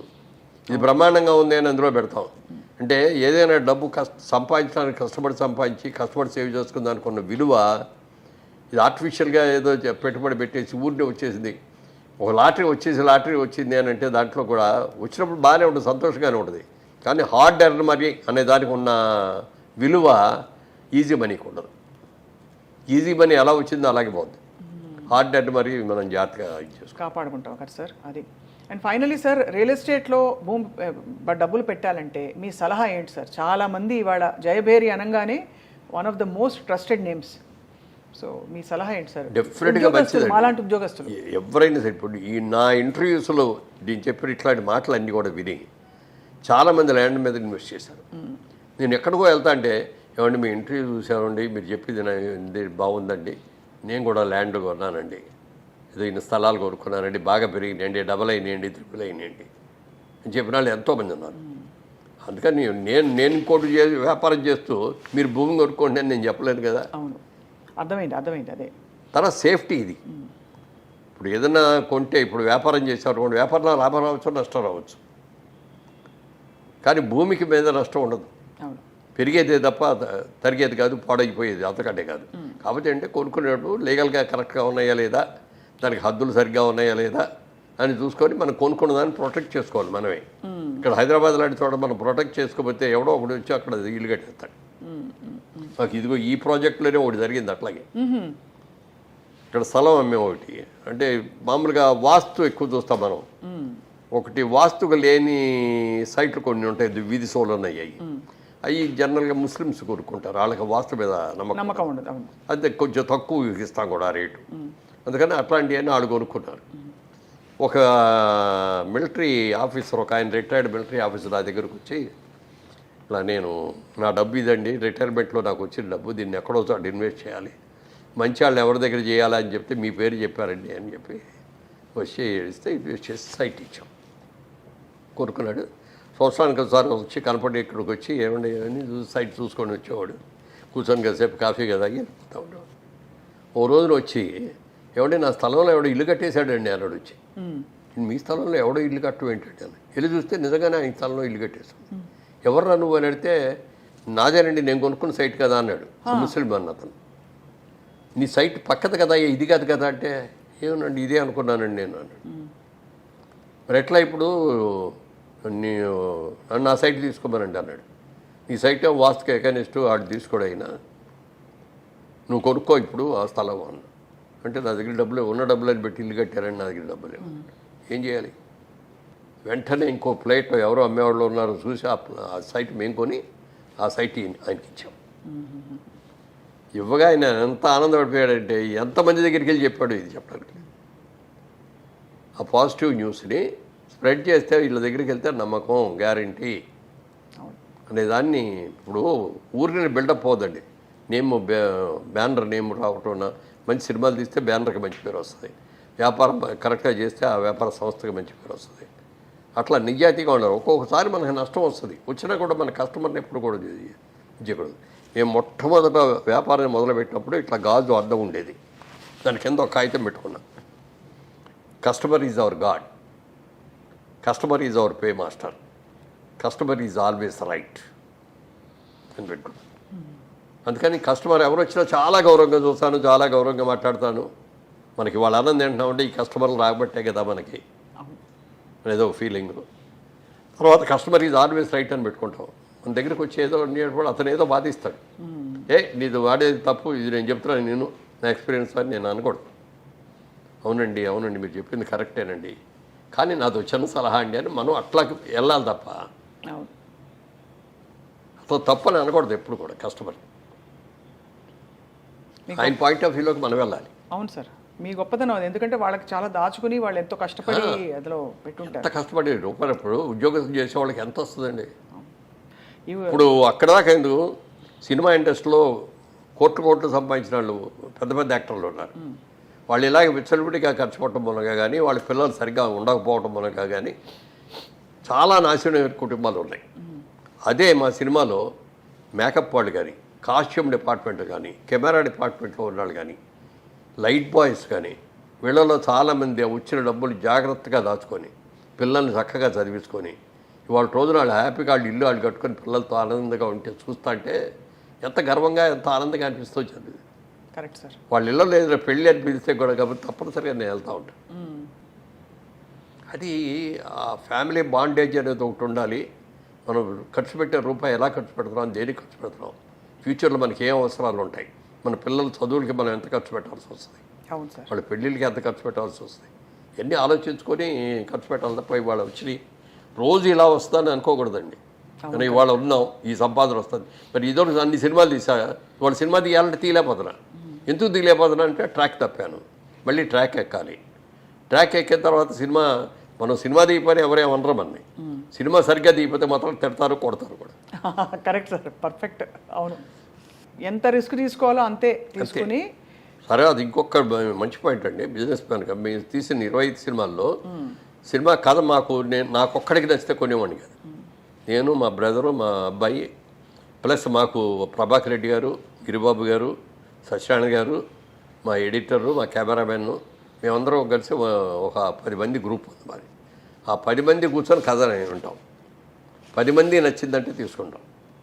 5గురు నచ్చి 5గురు నచ్చలేదన్నా, లేకపోతే 7గురికి నచ్చి 3గురికి నచ్చలేదన్నా కూడా దాన్ని వదిలేస్తాం. అలా కొన్ని కథలు నచ్చి ఈ సినిమా బాగుంటుంది, ఈ సక్సెస్ అవుద్ది అనుకున్న సినిమాలో నాకు క్యారెక్టర్ లేకపోయినా కూడా కొన్నా తీసా. అలాగే ఈ క్యారెక్టర్ బ్రహ్మాండంగా ఉంది, నాకు బాగా పేరు వస్తుంది అని అన్న కానీ రిస్క్ ఉందండి, ఇది బిజినెస్ అవుద్దో లేదో అని కనుక అంటే దాన్ని మొదటి చేయడం. నన్ను నేను ప్రమోట్ చేయడానికి కాదు కదా సినిమా తీసేది. సినిమా టికెట్ కొట్టి సినిమా చూడటానికి వచ్చినాడు వాడు హ్యాపీగా ఫీల్ అవ్వాలి, సెంటిమెంట్గా ఫీల్ అవ్వాలి. అంతేకాని వ్యాపారం నా కోసం ఇది ప్రజ్ఞ చూపించాలి, నా నటన చూపించాలి అని చెప్పి నేను సినిమా దిగిన. నేను యాక్ట్ చేయకుండా చేసి నీ కూడా 25లో 5, 6 సినిమాలు నేను లేను అందులో. ఓన్ ప్రొడక్షన్ అంటే వేషం వేయకుండా ఉంటారు కదా, ఉండరు మామూలుగా. అవును, కరెక్ట్. అతడిలో నేను లేదు కదా. అవునవును. కానీ మీరు అంటే ఆల్రెడీ మీరు మీ వెలిగారు అండ్ మీకు ఈ బిజినెస్ దృక్పథం ఉండడం వల్ల మిమ్మల్ని ఏదో ఒకటి ఆక్యుపై చేస్తూ వచ్చింది. అంటే ఇది కాకపోతే ఇది కాకపోతే ఇది అన్నట్టు. అందుకని నాకేది ఇది కావాలని కోరుకోలేదండి. అంటే కోరుకోలేదంటే దానికోసం పెట్టబడలా. అవకాశాలు నాకు వెతుక్కుంటూ వచ్చినాయి చాలా.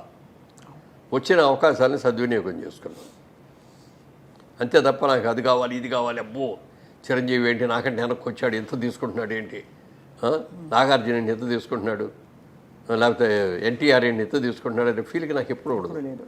నాకున్న సమర్థతగా నాకు ఎక్కువ ఇచ్చాడు దేవుడు, దీనికే ఎక్కువ నాకు అన్ని ఫీల్ అవుతాడు. అసలు మోడర్న్ ఫిలాసఫీలో ఉండవలసిన, స్పిరిచువల్ ఫిలాసఫీలో ఉండవలసిన అన్ని సద్గుణాలు మీలో ఉన్నాయి సార్, గుణాలు. బికాజ్ యాటిట్యూడ్ ఆఫ్ గ్రాటిట్యూడ్ అంటారు ఇప్పుడు చెప్తున్నారు కొత్తగా ఇవన్నీ ప్రిన్సిపల్స్. మనం కృతజ్ఞతతో ఉంటే అప్పుడు జీవితం 10 రెట్లు ఇస్తుంది. ఇలా మనకి మొన్న అట్టూరి పొంచంద్రరావు గారు నాది 50 సంవత్సరాల ఫంక్షన్ జరిగింది. అవును, ఆ ఫంక్షన్ జరిగిన రోజున నేను నా ఇంటర్వ్యూలో చెప్తే ఇది ఆయన పెట్టిన భిక్ష అని. మొన్నడు అడిగాడు ఆయన, బాబు నాది ఒక్క కోరిక, నువ్వు ఆ మాట నాకు చాలా ఇబ్బందిగా ఉంటుంది, నేను నీకు భిక్ష పెట్టవేంటి, భిక్ష అనే మాట తీసేయి బాబు అన్నాడు.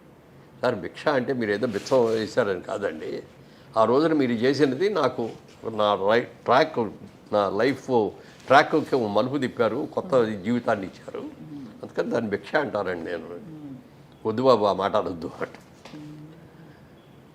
ఖచ్చితంగా సార్. అంటే మీరు అన్నట్టు వరాలు వచ్చాయి కానీ ఆ వరాల్ని మీరు సిన్సియర్గా సద్వినియోగం చేసుకోవడమే కాకుండా మీరు సంపూర్ణంగా దానికి అంకితం అయ్యి చేశారు కాబట్టి. అలాగే నా జీవితంలో చేయాల్సిన దాంట్లో ఒక డబ్బు సంపాదించి స్థిరపడిన తర్వాత ఇది సొసైటీ మనకి ఇచ్చింది డబ్బు. ఆ డబ్బుతో నా అవసరాలన్నీ తీసుకున్నాను, అన్నీ అయిపోయినాయి. నా ఇల్లు, కార్లు, పిల్లల పెళ్ళిళ్ళు, చదువులు అన్నీ అయిపోయినాయి.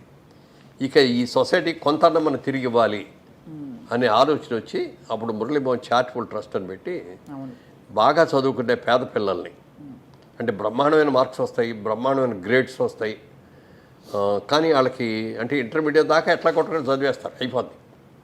ఇంటర్మీడియట్ తర్వాత ఒక డాక్టర్ అవ్వాలన్నా, ఒక ఇంజనీర్ అవ్వాలన్నా, ఒక ఐఐటి అవ్వాలన్నా, ఒక పోలీస్ ఆఫీసర్ అవ్వాలన్నా, లేకపోతే ఒక కలెక్టర్ అవ్వాలన్నా ఎడ్యుకేషన్, పెద్ద ఎడ్యుకేషన్కి వెళ్ళాలంటే వాళ్ళ దగ్గర డబ్బులు లేవు. అలాంటి మెరిట్ ఉన్న స్టూడెంట్స్ని, పేదవాళ్ళని ఎంపిక చేసుకొని వాళ్ళకి ఆ 4 ఏళ్ళు 5 ఏళ్ళు కూడా complete college fees, hostel fees, books transport everything మేమే ఇచ్చాం. ఎంతమంది సార్?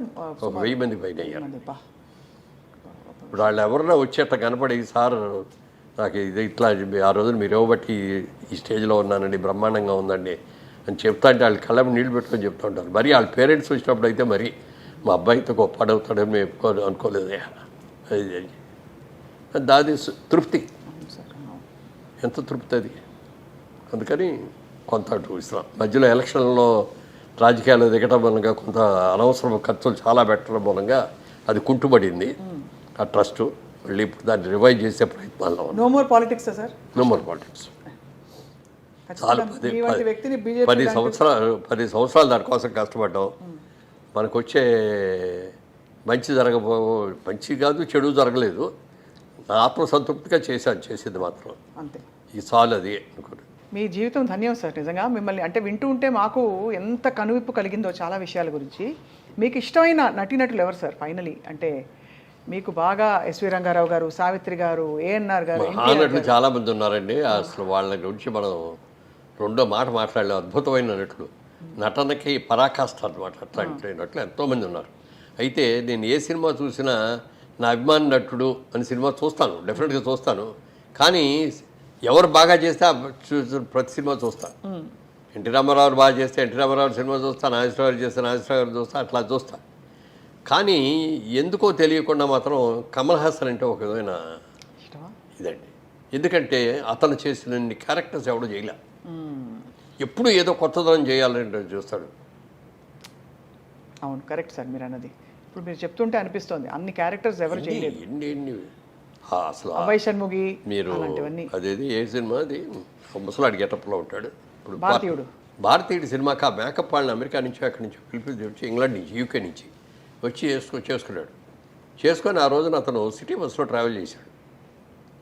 తను ఎవరినో గుర్తుపడతారా లేదా అని. ఎవ్వరు గుర్తుపట్టలే. అంత ఫేమస్ హీరో సిటీ బస్సులో వెళ్తే ఎవరు పలుకుతా బీడీ కాల్చుకుంటాను, సిగరెట్ కాల్చుకుంటాను, అట్లా కొన్ని రోడ్లేమంటే నడిచి వెళ్ళాడు. ఎవరు గుర్తుపట్టలే. వెంటనే అది ఓకే అని చెప్పి ఆ క్యారెక్టర్ చేశాడు. అంటే ఒక డిఫరెంట్ మనం కమల్ హాసన్ చూడడం అక్కడ. అవును, ఆ క్యారెక్టర్నే చూస్తాం మనం. అతను మేకప్ కానీ, ఆ నటన కానీ, డైలాగ్ డెలివరీ కానీ చాలా అట్లా ఎన్నో చేశాడు. అవును, ఎన్ని రకాలు చేశాడు.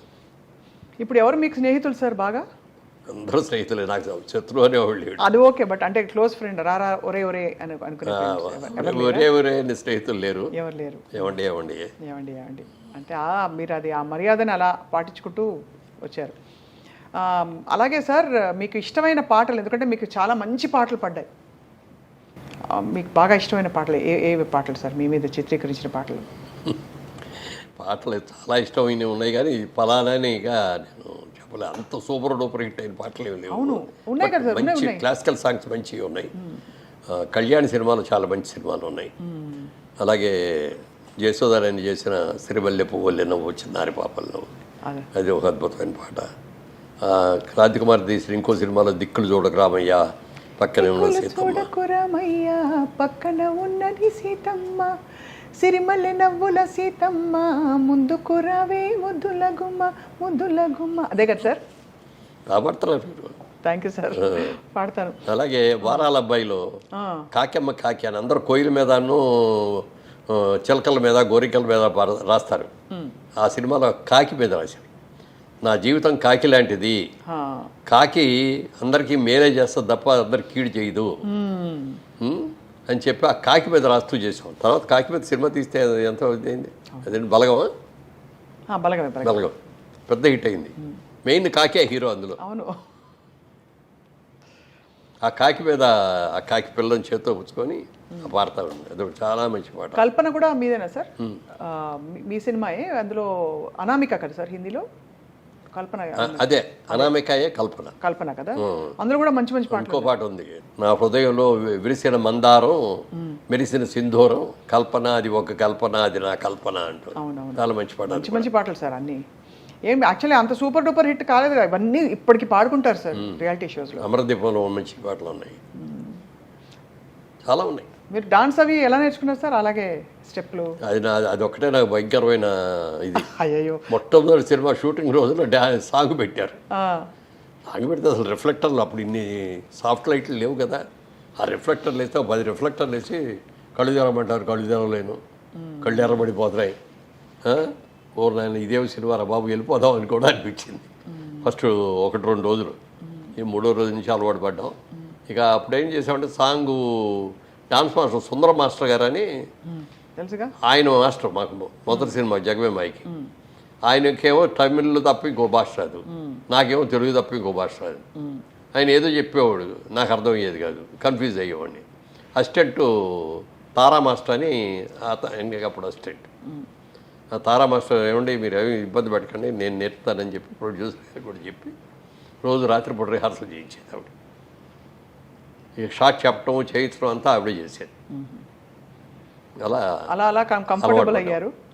అది చేసినప్పుడు నాకు తర్వాత సోమబాబు గారు అన్న ఒక డైలాగు నాకు బాగా నవ్వు వస్తూ ఉంటుంది. మామూలుగా షూటింగ్ చేసేటప్పుడు అసిస్టెంట్ డైరెక్టర్లు 5-6 ఉంటారు కదా, పాట తీసేటప్పుడు ముఖ్యంగా అయితే లిప్పు మూమెంట్ ఎలా ఉందో చూసేవాళ్ళు ఒకళ్ళు ఉంటారు, డ్యాన్స్ మూమెంట్ ఎలా ఉందో చూసేవాళ్ళు ఒకళ్ళు ఉంటారు, బిగు సరిగ్గా ఉందా లేదా అని చూసేవాళ్ళు ఒకటి, ఇట్లా రకరకాలు చూస్తారు. ఒక రోజున వచ్చి ఒక ఆయన సార్ లిప్ సరిగ్గా కలవలేదండి అని అంటే, ఇగో ఇట్లా నా కండిషన్ పెడుతున్నా వాళ్ళు కాదయ్యా, మీకు లిప్ కావాలో హిప్ కావాలో చూసుకోండి, హిప్ కావాలంటే హిప్ మీద కాన్సన్ట్రేట్ చేస్తా, లిప్ కావాలంటే లిప్ మీద కాన్సన్ట్రేట్ చేస్తా. భలే భలే, నాకు అదే. Super sir. విగ్గు పెట్టుకున్నారా మీరు? ఎందుకు సార్ విగ్గు మీకు? అప్పుడు మొదటి సినిమాకే పెట్టేశారు విగ్గు. అదే ఇదేంటంటే బాగానే ఉంది కదా నాకు ఇప్పటికే ఎంత మీరు విగ్గు ఎందుకండి అంటే వాళ్ళు అన్నారు గెటప్స్ రావండి విగ్గు లేకపోతే. ఓ అప్పట్లో అందరికి పెట్టేసేవారు. అవును అందరికీ పెట్టేవారు, కరెక్టే సార్ మీరు అన్నది రైటే. బట్ ఏదేమైనా సార్ మీరు మీ సంపూర్ణమైన అంటే ఆల్ ఫ్యాసెట్స్లో మీరు వెలగడం అన్నది, వెలుగు వెలగడం మాకు చాలా ఇన్స్పైరింగ్. మెయిన్ థింగ్ మీరు డెసిషన్స్ తీసుకున్న తీరు మాకు ఇవాళ ఈ తర్వాత తరాలకి చాలా ఉపయోగపడుతుంది సార్. అండ్ ఇవాళ నేను మొట్టమొదటి నేను చేసింది ఆచరించింది ఎవరికైనా చెప్పమంటే చెప్పేది కూడా, ఏ పని చేసినా కష్టపడి ఇష్టపడి చేయండి. ఇష్టం లేకుండా కష్టపడినా దానికి వాల్యూ ఉండదు. మీరు ఇష్టపడండి, కష్టపడండి, రెండు కరెక్ట్గా చేసుకొని వెళ్తే సక్సెస్ అనేది ఆటోమేటిక్గా అదే వస్తుంది. అదే సార్, ఇవాళ నేను కష్టపడుతున్నాను, ఇవాళ ఇష్టపడుతున్నాను చేస్తున్నాను, రేపు పొద్దున్నే రమ్మంటే రాదు. మరి రావడానికి అది 1 సంవత్సరం పడుతావు, 2 ఏళ్ళు పడుతావు, 3 ఏళ్ళు పడుతావు, ఓపికగా ఉండాలి, భరించాలి. నేను మొట్టమొదటి బిజినెస్ మొదలుపెట్టిన రోజున నెలలో 29 రోజులు ₹1 అమ్మలేదండి. ఎక్కడో సందులో పెట్టావు. అది ఆయిల్ ఇంజన్స్ మా అన్ని పెద్దవి 5 వస్తాయి సంవత్సరానికి, నెలకి కోట. 5 అమ్ముకుంటే మాకు కొంచెం గిట్టుబాటు అవుద్ది. 5 ఉన్నాయి అవల. 29వ రోజున శనివారం ఆ రోజు వెళ్ళిపోదాంలే సినిమాకి వెళ్దాం తొందరగా, షాప్ క్లోజ్ 8కి క్లోజ్ చేసేవాళ్ళం, 7కి వెళ్ళిపోదామని అనిపించింది. అన్న తర్వాత మళ్ళీ ఎందుకు తిడతారేమో మా బాబాయ్ వాళ్ళు ఉన్నారు కదా, వద్దులే 8కి వెళ్దాంలే అనుకున్నాం. 7:15కి కస్టమర్స్ వచ్చారు. ఇక్కడ తెలంగాణ నుంచి వరంగల్ దగ్గర నుంచి వచ్చారండి. వచ్చి ఆయిల్ ఇంజన్స్ కావాలండి అన్నది. అంటే కిర్లోస్కర్ ఆయిల్ ఇంజన్స్ అంటే ఆ రోజుల్లో పెద్ద డిమాండ్ అనమాట. సరిగ్గా 5 నా దగ్గర ఉన్నాయి, 5 కావాలనే వచ్చారు.